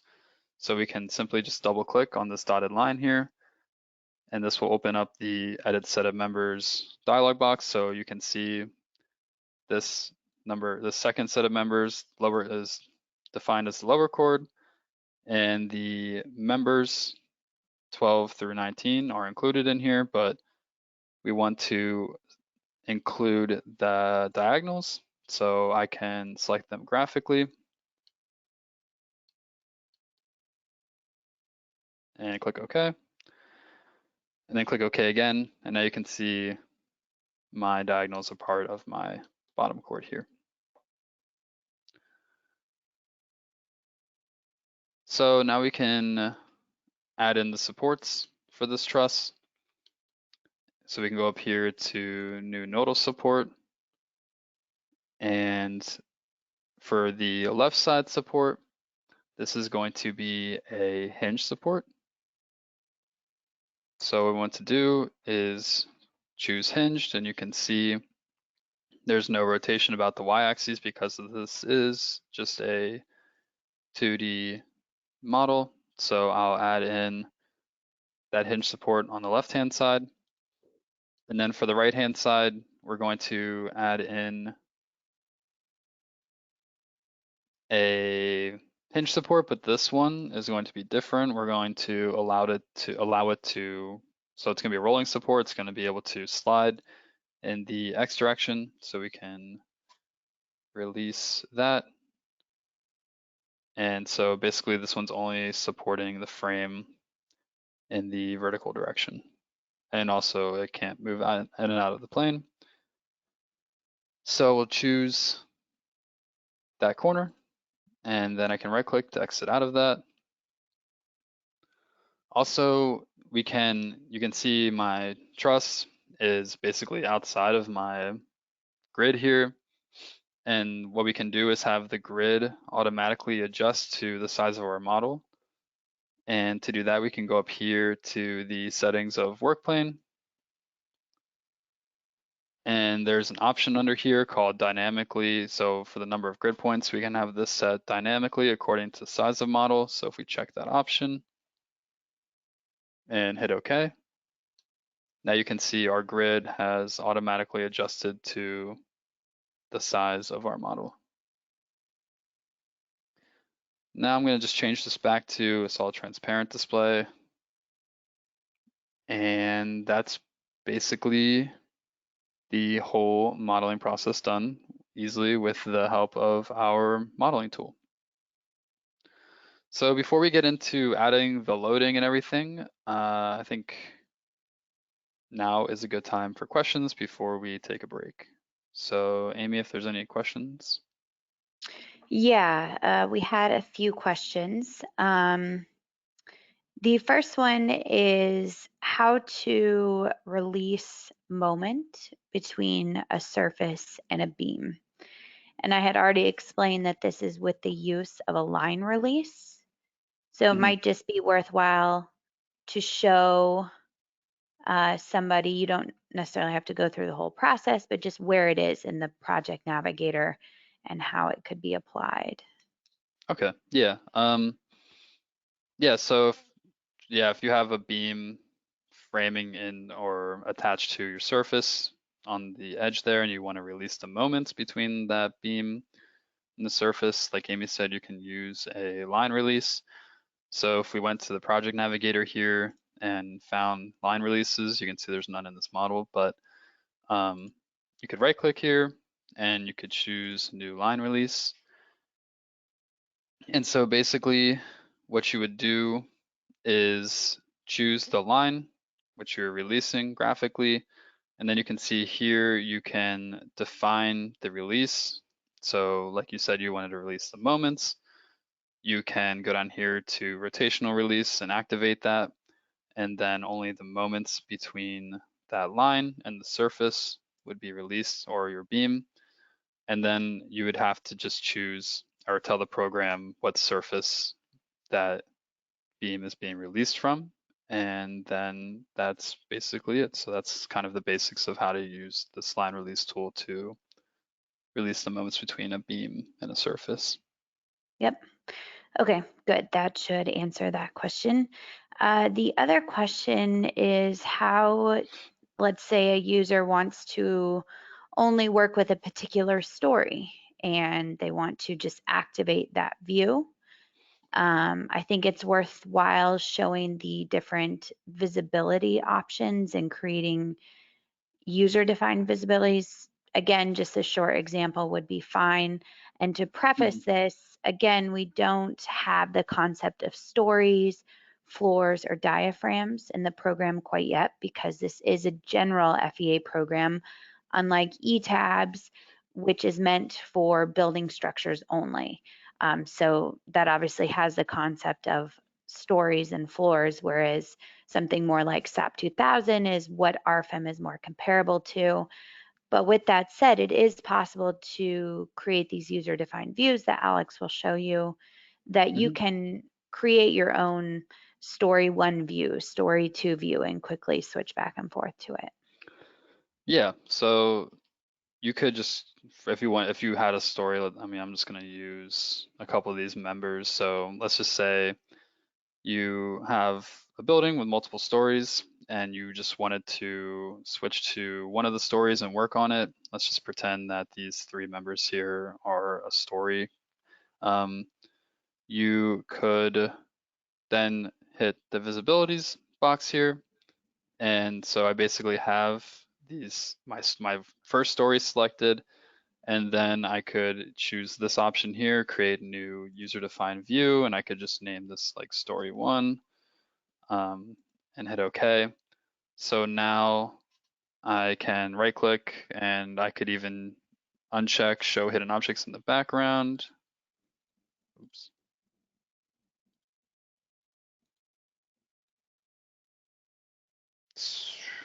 So maybe I did that wrong.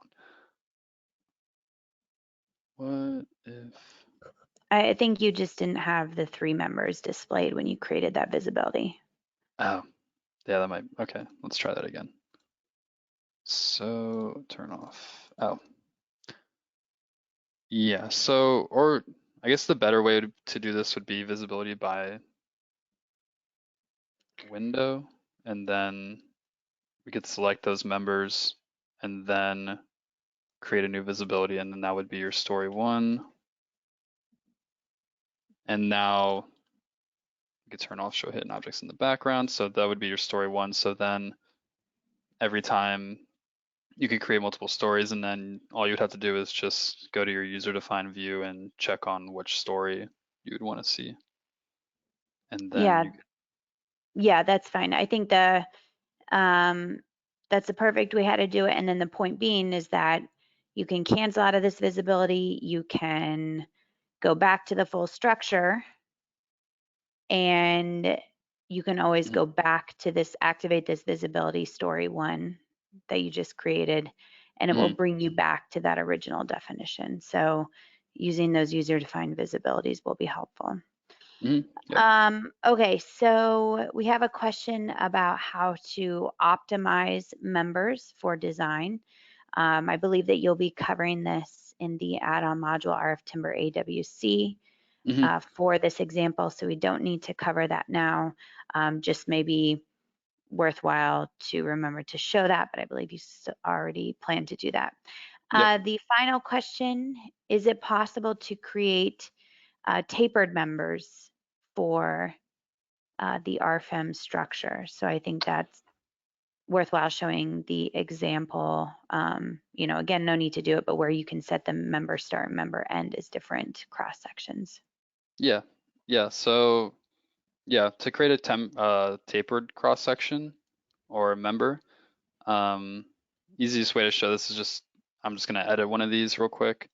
And that's kind of where the member end comes into play. So let's say you wanted to taper this member from the start, and you wanted it to start at 9 by 20 inches or whatever, and then you wanted it to go to, I don't know, 5 by 10 or something, you would just make the member end something smaller. Just example, if I change this to 8 by 8 and click OK, you can see that then the RFM will interpolate the start to the end, and then that's how you can taper your members like that. Okay, I think that should wrap up the questions, so we can take our break. Okay, great. Yeah. Yeah, we'll just take a 5-minute break and come back here at 3:10.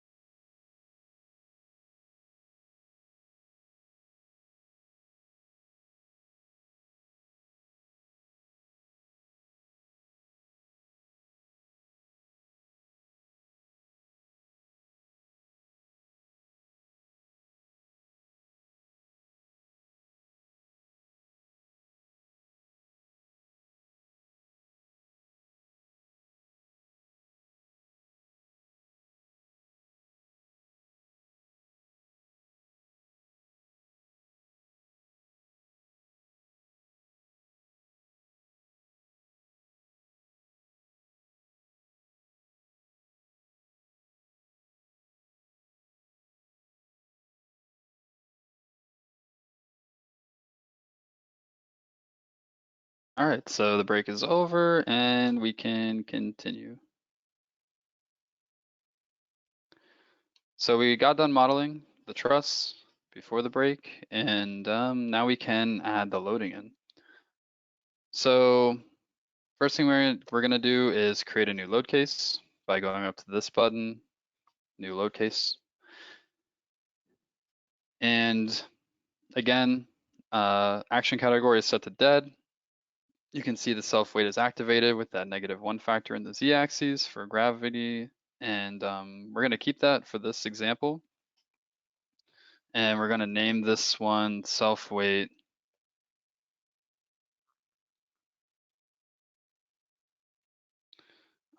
plus roof load. So we have our dead load case, and then we can go down here to this button, create new load case. And we can make the action category for this one snow. This is going to be a snow load. And this snow load is only going to be applied to the left side of our truss. Then we can create another one. This is going to be another snow load for the right side. And then we'll create a fourth load case. And this one will be wind on suction side, or actually going to make this wind uplift and change our action category to wind.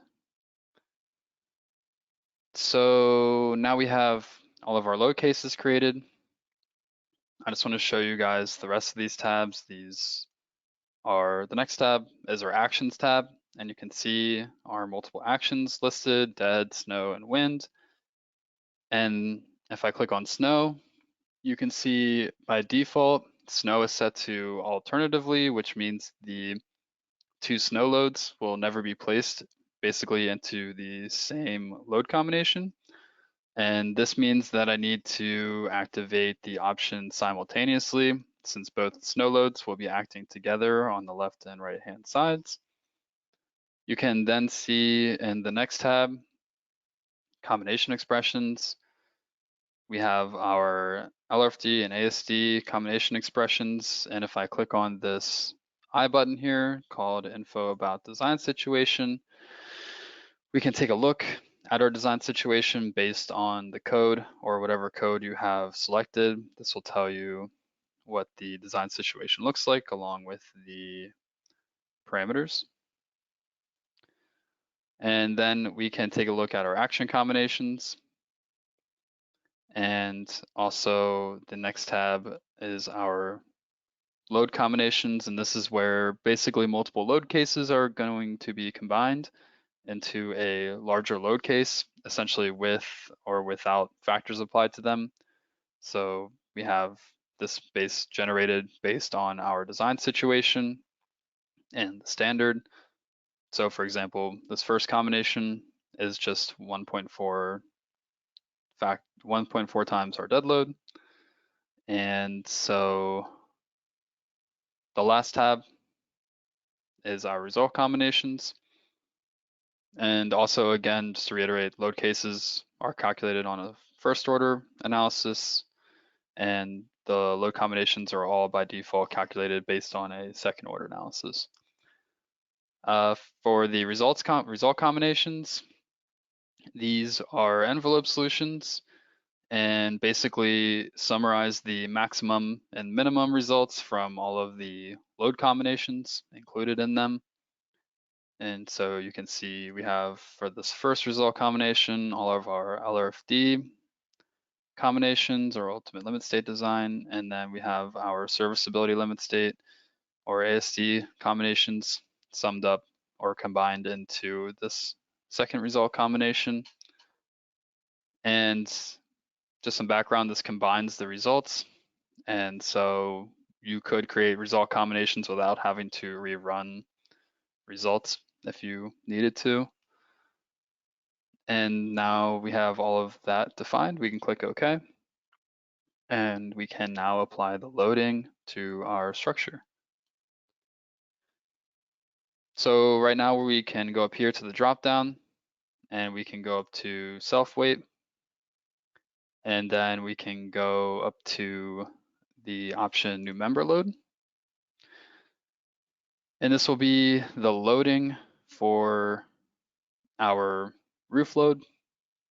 And what we want to do is change the reference to set of members. So we can just choose our set of members instead of having to choose each individual member here. And then the load type is going to be uniform. The distribution or load type will be force, and the load distribution will be uniform, and it's going to act in the global z direction. And this load is just going to be negative 0.2 kip per feet. And now we can just select the set of members once we click OK. And it's easier to, well, you can just, left click and select the set of members here. And now you can see our uniform load is applied to the true member length in the global z direction of our set of members there. Next is we need to apply our snow load on the left-hand side. So I can just hit this arrow, next load case, and then I can choose new member load again. And this is going to be a uniform force again, but this time it's going to be, instead of the true member length in the z direction, it's going to be the projected member length. And then we want to change our magnitude to 0.3, negative 0.3. And then we can click OK. And actually, we don't want to reference our set of members, we just want to reference members.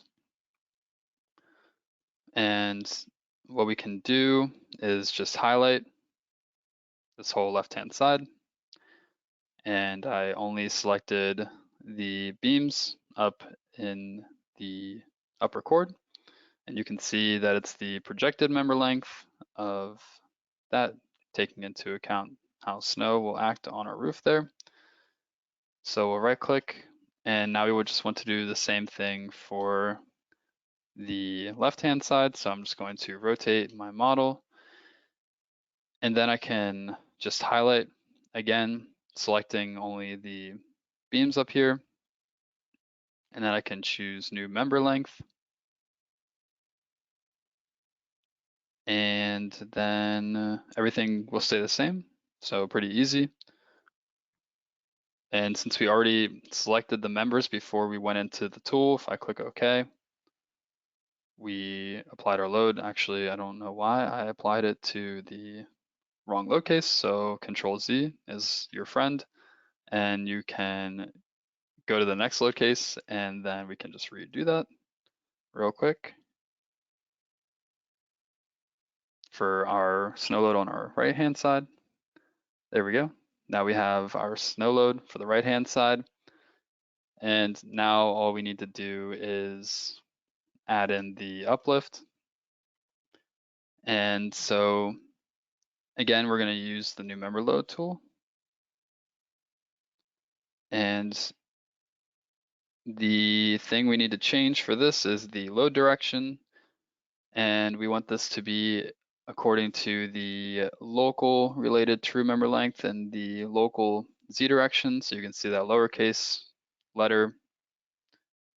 And we're going to make this negative 0.35 or 35 pounds per foot. And we can click OK. Oh, we also need to change the reference to set of members, so we can select our upper chord. And then we can click OK. And now we have our wind uplift taken into account. So I'm going to run the calculation now. I'll click Calculate All. And while that's running, I would like to ask a question. And then we can go over the answer afterwards.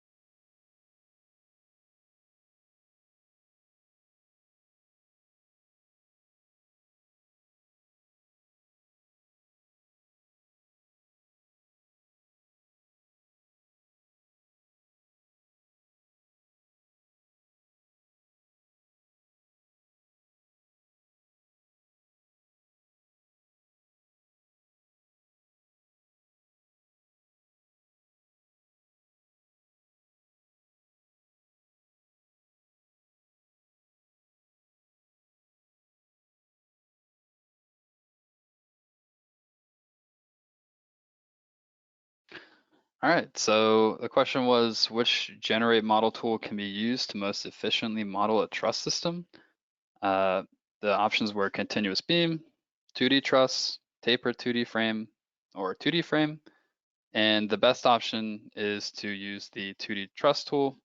This is the most efficient way to model a truss system with an RFEM instead of having to do it manually. So we can go back and take a look at our results that ran.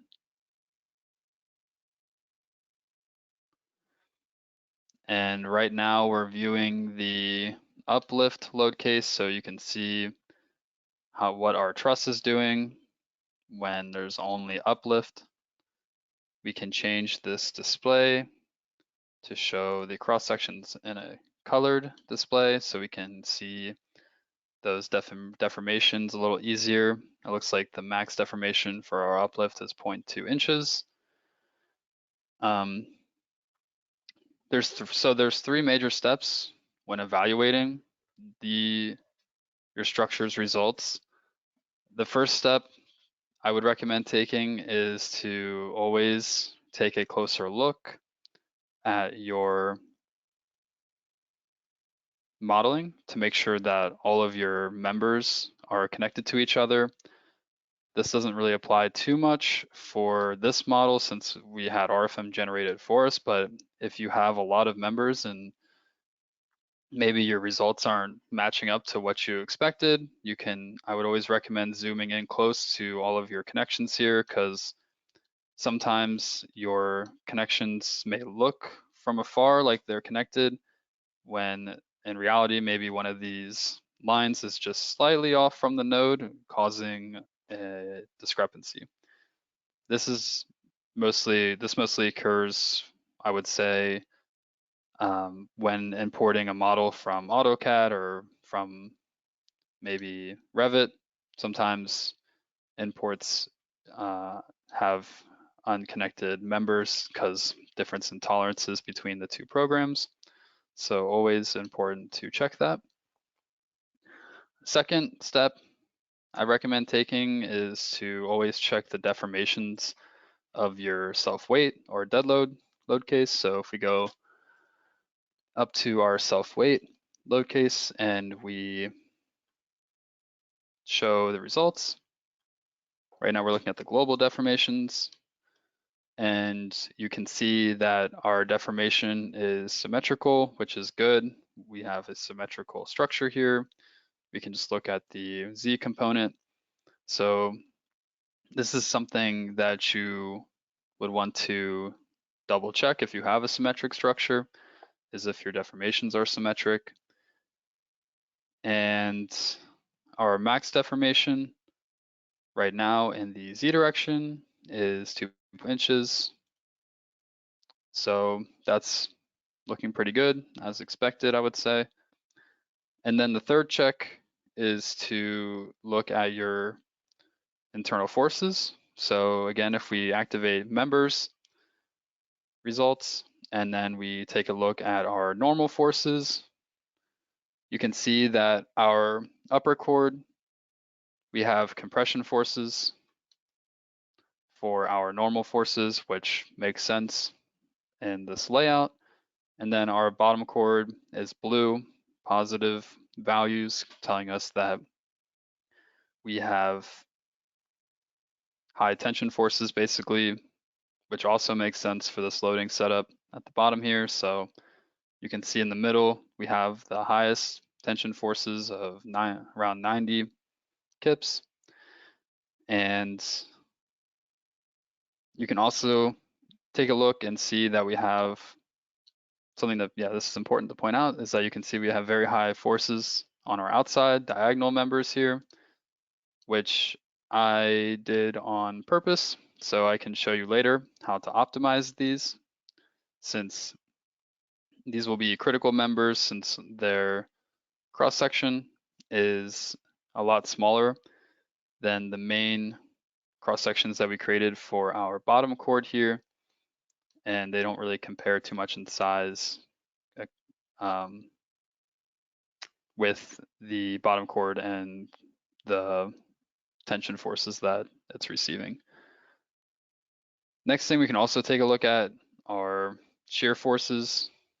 These are pretty low since this is expected with a truss. Since we're working with a truss, we are not really expecting too high of shear forces.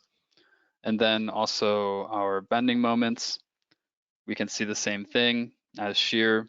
They're not too high, which is as expected since trusses mainly transfer forces, such as normal forces, such as tension and compression.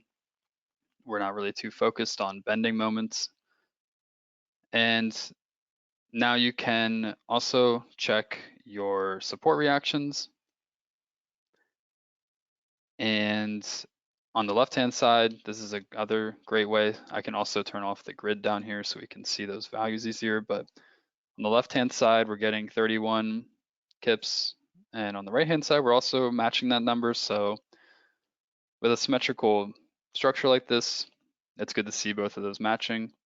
That's what we would expect. And then in the last way to check your structure is to go down into the table down here, and we can take a look at table 4 results. And you can see for the self-weight plus the roof load that we can take a look at the sum of the loads in the z direction, and then the sum of support forces in the z direction.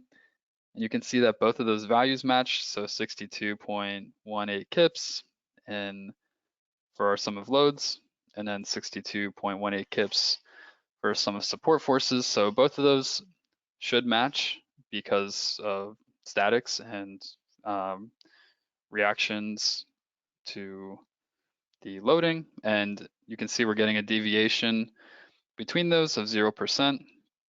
So anything other than 0% deviation will be flagged by the program. So an error will be thrown up, and that just means that something is not correct with your model. So now we can move on to the design portion. And so I'm just going to change the viewing back to our internal forces. And like I mentioned before, whenever we're doing a material specific design in RFEM, we want to use the add-on modules.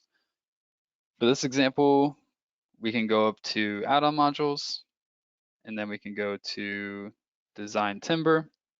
And you can see we have multiple options. For this example, I'm just going to design it according to the AWC, but you can also see that we have the CSA for Canada.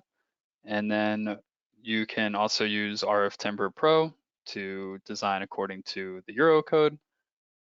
And again, you can find these add-on modules under the data tab in the project navigator, and they're listed here. So I could just go down here to, well, I saved RF Timber AWC in my favorites. To save something in your favorites folder for the add-on modules, you just need to right click on it and then hit favorite. And then you can see it'll move it to the top here. So that's an easy way to find them. So we can just double click on RF Timber AWC in the project navigator. And for this example, we want to, for this example, we want to start off by just designing the upper and lower chords, and then we can design the diagonals and then the verticals. So right now, we're in the RF Timber AWC add-on module. This is basically how the other add-on modules are going to look. It doesn't matter too much about which standard you're using. The layout and UI is all pretty cohesive. So we have our input data on the left-hand side here. So what you want to do is just first work down through this list here. So we'll start off in the general data. We need to tell the module which members we're designing. Right now it has the check here for all members to be designed. We want to uncheck that and delete the current list of members. because we just want to design all of our set of members. So now you can see how much easier it's going to be to only have to design 2 sets of members instead of a whole list of members. And then we just want to choose the latest standard, and we're going to be designing this according to our LRFD. And then once we have that selected, for our ultimate limit state design, we want to choose all of our LRFD or ultimate limit state combinations. So I can just choose the first one, hold shift, and choose the last one, and then just simply move those over using this arrow here. Now I could have just moved over the result combination for LRFD since this is an envelope for all of these, but having all of your combinations thrown into for design allows you to see which combinations are giving you issues and which ones are causing, which ones aren't passing maybe for your design ratio. Then what we can do is move on to the materials. And you can see we have our materials listed. So concrete you can see is red because we can't design concrete in the timber module. But you can see we have our spruce here chosen for all of our material or for all of our members. If we had multiple materials or used multiple materials, you would see those listed here. And then you can also see the material properties listed down below here for a quick look. Then you can also see our cross sections that we're using. So those are automatically imported, and you can see we have 4 of them. We have our 9x20, 9x22, and our other ones, and we can click on those. And then the optimization column here, I'll get into after we run our results, but keep that in mind that that's there. Then we have our load durations, and you can see these are automatically set based on the action that you choose for your load case. So you don't need to worry about that. So you can see here that the design situation or shortest load duration and a combination, or you can choose this and you can use user-defined settings. For now, we're just going to leave that as is and move on to the next category, which is in service condition. So you can see we can either choose between dry or wet conditions, and then we can also choose the temperature of which the structure will be placed in for either both of these sets of members. So we're going to leave that also as default as less than 100 degrees and also dry conditions. And then the next category we want to get into is the effective lengths. So for this, we're going to have to make some assumptions. So this is for your stability checks. So buckling about the x-axis or the strong axis, and then we have buckling about the weak axis or about the y-axis. And then we have lateral torsional buckling. And so the first assumption that we're going to make is that we're going to be having purlins connected to the top cord here, and all those purlins connected will be going out of plane. So we're going to assume that they're framing into the top cord here every couple of feet and that they are fixed to it. So what this means is that we do not need to consider buckling or LTB for our top cord here. So what we can do is uncheck buckling possible here, and we can uncheck the possibility for lateral torsional buckling. And then taking a look at our bottom cord here, you can see that we have no compression forces, only tension.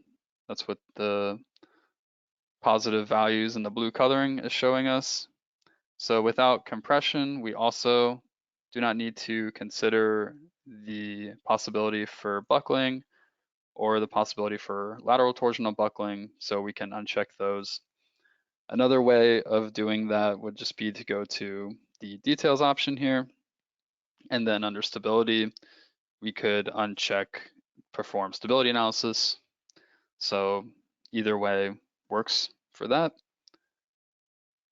And now we have all of our parameters. There's also some we have additional design parameters here. So right now by default, we're taking into account there's no shear reduction and we have edge bonding. So if you needed to change any of these, maybe you have no edge bonding and you have an odd number of lamps or an even number. And then if you want to take shear reduction into consideration, we also have that option. And then under cross-sectional area reduction, we don't need to worry about this either for this example. We'll leave that as is. And now we can run our calculation. And before we take a look at our results, I have another question.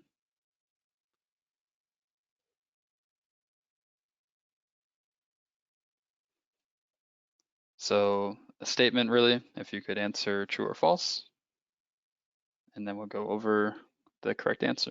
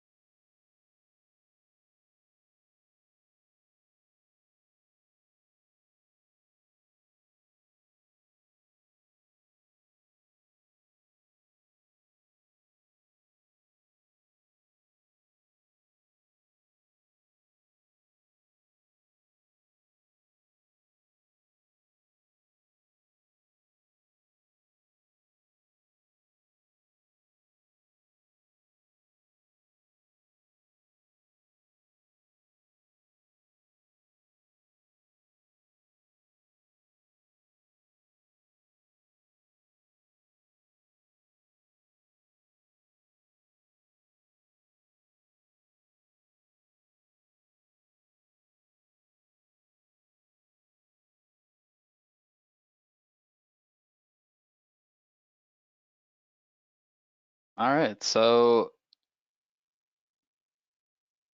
it looks like most of you answered false. I see a couple trues. So the statement was a 2% deviation for the sum of loads in Z versus the sum of support forces in Z is sufficient, and that's false. So if you back to the idea of checking your model, if you see any deviation, if I go back to RFEM real quick, if you see any deviation when looking at your loading and the results, if you see any deviation between the loads in the Z direction and the sum of support forces in the Z, this deviation right here, if this is ever anything other than 0%, which most of the time it should be 0%, then that means there is something wrong with your model. RFM will give you an error if that ever happens, so you don't need to make sure you check this every time, but this is just a great way to know. But of course, that should make sense that if you have 62 kips of loading in the Z direction, you should see that equal reaction in your supports and the sum of your supports. So yeah. Now we can get back into checking out our results.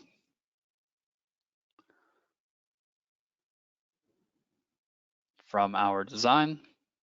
So I now have my results here on the left-hand side, and you can see we can filter by load case, we can filter by cross-section, we can filter by just set of members. You can see when I'm filtering just by a set of members that our lower chord is failing, and I think you might be able to guess why. If we go to cross-section and we take a look at our cross-sections, they all look good. except for our 8x8 diagonals here, which are exceeding our design ratio of 1.0 for bending and tension. And this is kind of what we expected since we saw those high compression forces or tension forces. And this is a pretty small cross section. So we can go through details such as material data or characteristics. We can look at cross-section data here. We can also go through design and internal forces. So you can see here we're getting we have a normal force in this, and in our cross-section a max of 157 kips, and also some bending moment of 3 kip per feet. Then according to the AWC design, we can take a look at our adjustment factors, and we also very nicely have listed our references to the code here and where we reference the code to come up with these factors. So if you ever needed to double check any of these, always great to have those code references. So that's for tension stresses, and then our bending stress adjustment factors here. Then we have our design ratio. So this basically goes through and shows you the factors and parameters that go into coming up with the final design ratio. And again, we have some code checks down here, which equations we're using as well. So always good to know that.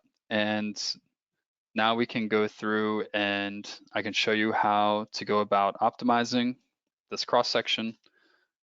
So the first thing we want to do is we don't really want to optimize this section for just meeting that 1.0 design ratio.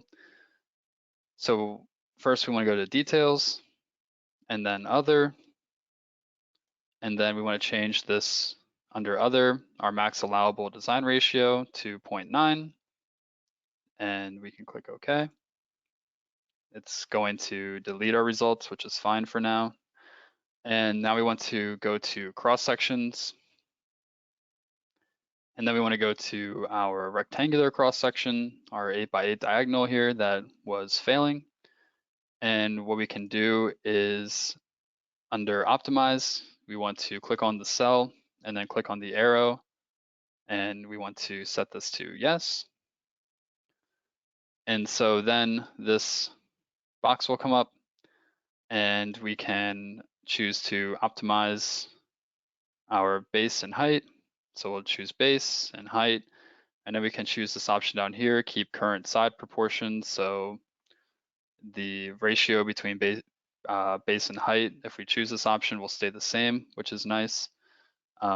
Minimum, we want to, well, minimum doesn't really matter since we're exceeding our design ratio. So we'll just set that to 8. Maximum, we'll set to just a whole number of 17. And then increments, we will set to 1 inch increments to increase or decrease by. Really, you can set this to what you prefer, but this works out here, so we can hit OK. And now all we need to do is hit calculate. And then you'll see that we are now meeting our max design ratio. So all of our cross sections here are passing. Our max design ratio now is 0.79 instead of above 1. We go to design by cross section and scroll down to our diagonals. Now they are a 10 by 10, or optimized to a 10 by 10, and the max for those is only 0.7. If we go to our cross sections, you can see that like I said, those diagonals were changed to 10 by 10. And you may notice that this cross section is blue instead of black like the other ones. This means when a section is optimized in a module, you can see it's nice because it shows you where the section came from. So you can see originally it was an 8 by 8, but now it's a 10 by 10. When it's blue like this, it means that only the optimized cross section is seen by the module or taken into account by the module. It's not actually, the module did not change the section back in RFEM. Back in RFEM, the section is still 8 by 8. So these results that you're seeing in the module are just based on it being 10 by 10.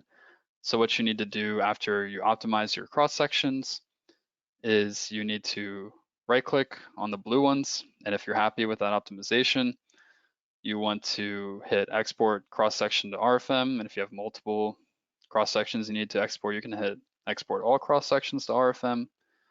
And it's asking, do you want to transfer them? If so, the results will be deleted. We'll hit yes. And then we can just hit recalculate, and the results will look the same, but now the cross section in RFEM is actually changed. So that's how you go about optimizing cross sections using the add-on module. So now what we can do is go up to File and Rename, and we can have multiple cases. So this case we'll just call the upper plus lower chords. And what we can do is create a new case, and we can design all of our diagonals.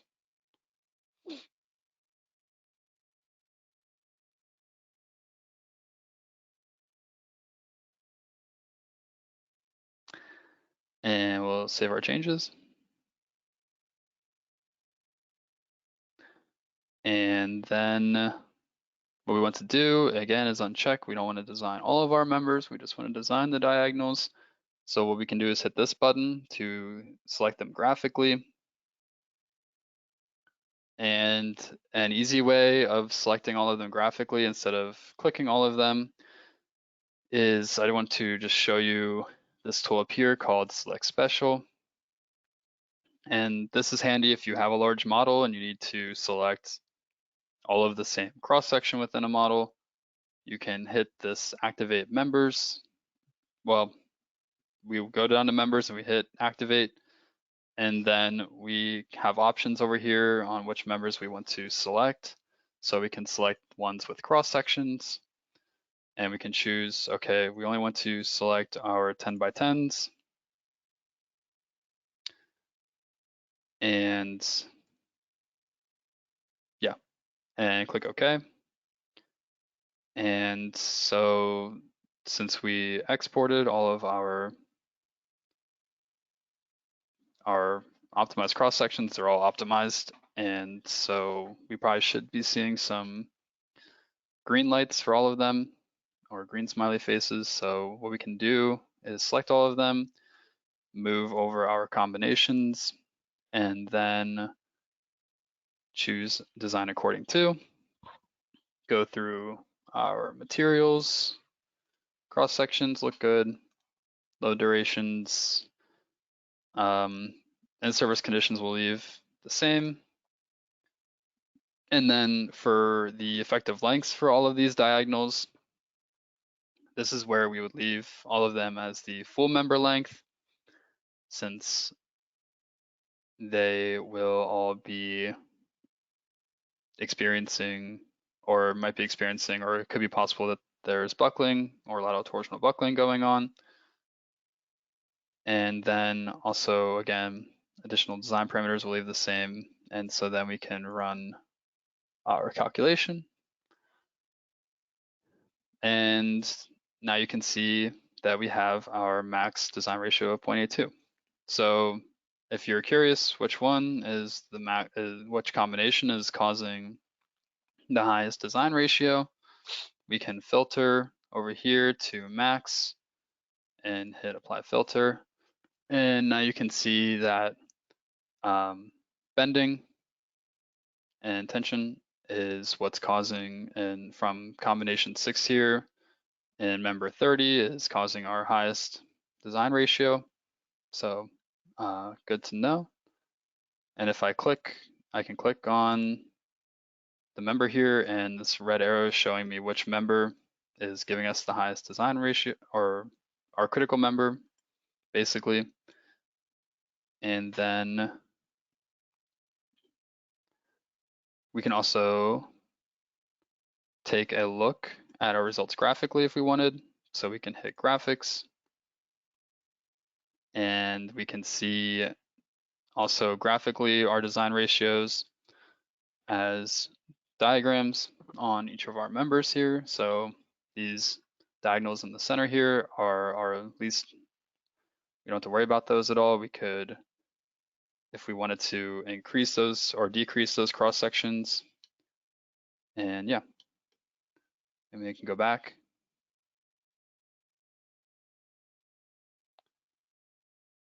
And then we can create a new case and design our verticals. And again, uncheck all graphically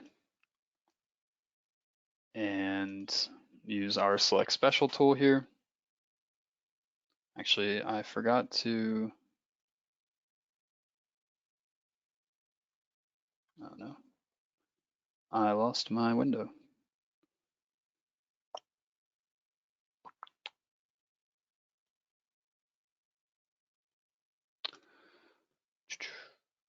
Well, so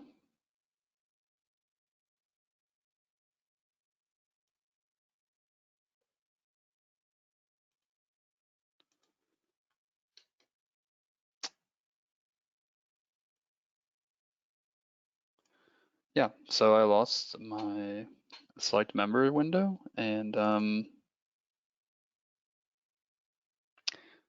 not sure what happened to that. So let's see if we save.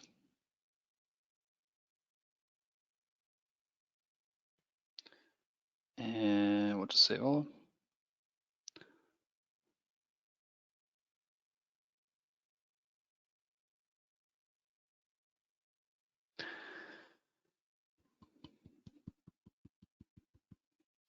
Well, it looks like we have some time left. It looks like we about have 5 minutes left, and so the last thing I was going to do was just design these verticals. Is there any questions that we could go over before we conclude today's training, Amy? The only question that came in was the ability to analyze shotcrete. And I had answered in the chat, but just to clarify this, that realistically, if there doesn't exist a material in the program, you can always add a user-defined material. So as long as you have those properties and you can essentially copy the existing concrete material and add in the shotcrete material properties, then the full analysis can be completed. I don't know about the specific standard that you're referring to for concrete design and if it addresses a material like this. I know the ACI standard and CSA standard for North America, I don't believe address this. So the design modules are based on just typical concrete materials, which are also listed within the program. But again, it's always possible to analyze any material within RFEM as long as you have the relevant material properties. I think that is really the only question that came in for now. Maybe a few more will filter in before we wrap up today's presentation. Mm-hmm. Yeah. Yeah, if anybody has any questions, feel free to ask them, as right now is basically just like an open discussion for the last 5 minutes. And we can go over any topics that you would like to ask about. That's while you're typing, maybe I'll just go over the last couple slides. So we have free online services on our website that are handy. So we have our GeoZone tool, cross-section properties. You can check out our, definitely recommend checking out our FAQ and knowledge base section of our website for questions. Definitely FAQs. We upload a lot of them, and they're very helpful and lots of common questions that people have. Knowledge base articles, great for specifically designing certain structures according to standards and things like that. Our models to download section, we have some interesting models that have been uploaded from customer projects and also by us. So always a nice way to, maybe if you're looking at a more complicated structure, you can download something similar to that under the models to download and get an idea of how to maybe model it. Free online services, we have our YouTube channel that includes webinars given by Amy that are very helpful, videos uploaded by me, so specifically student videos. If you're first using RFEM, some introduction videos, those are always very helpful. Like I said, we have our e-learning videos for students. You can download and find free student licenses on our website. So you can work with an RFEM for free if you're a student and you have access to all of the add-on modules. All you need to do is just show a proof of enrollment. And probably our best service is our free support via email. And I highly recommend taking advantage of that. If you're stuck on something, if you have an instability that you can't figure out, you can send your model to us and we can answer your questions or take a look at that. So is there any questions that anyone answered or asked? There are a couple coming in. The first one is there ability for nonlinear dynamic analysis? So no, we don't do, I'm pretty sure we don't do.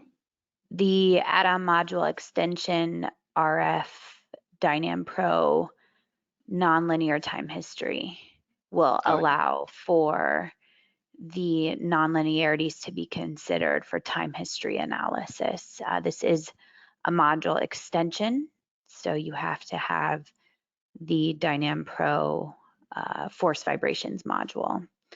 So yes, oh, that that's right. is possible. Software for foundation design, we do have an add-on module for foundation design according to the Euro code. This does not include the standards for North America, but you can find more information on our website about bucket foundations, for example. If you're designing just a slab on grade or grade beams, the general concrete add-on modules can be used, which do include the North American standards. Someone asked about a seismic design course.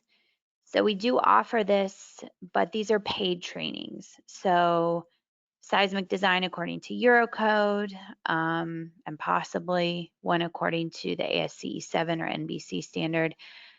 They are 3-hour trainings, but they do cost money, even if you're a student. So if you're interested with that, you can find that under our events page. Otherwise, we have plenty of free webinars on seismic analysis and design on our YouTube channel. The final question, RWIN simulation in RFEM. Alex, maybe you just want to explain what RWIN simulation, you don't need to show an example, but just give a brief explanation. Yeah. So with RWIN simulation, you can take basically any structure from RFEM and import it into a simulated wind tunnel using RWIN simulation, and you can run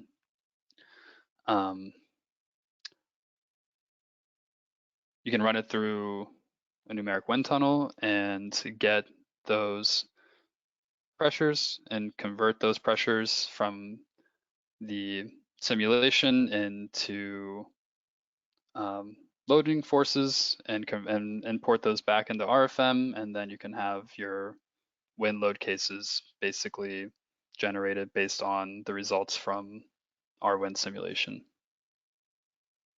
So that's kind of the overall gist of our wind simulation. Yeah. And we have additional webinars on our YouTube channel where we show an example of this whole workflow from RFEM into our wind simulation and then exporting those loads back into RFEM. So again, refer to our YouTube channel for this. I think the only other thing to mention is that, again, the certificate, the PowerPoint, the recording, the models, these will all be sent to you, to all attendees today within the next 1 to 2 days. It does take us a little while to kind of gather all this information. So keep an eye out for that. And that would be it from my side. Yeah, awesome. Thanks for the great questions, and thanks everyone for attending. Yeah, hope everyone has a great and safe rest of their week, and look out for that recording and have a good one. Thank you.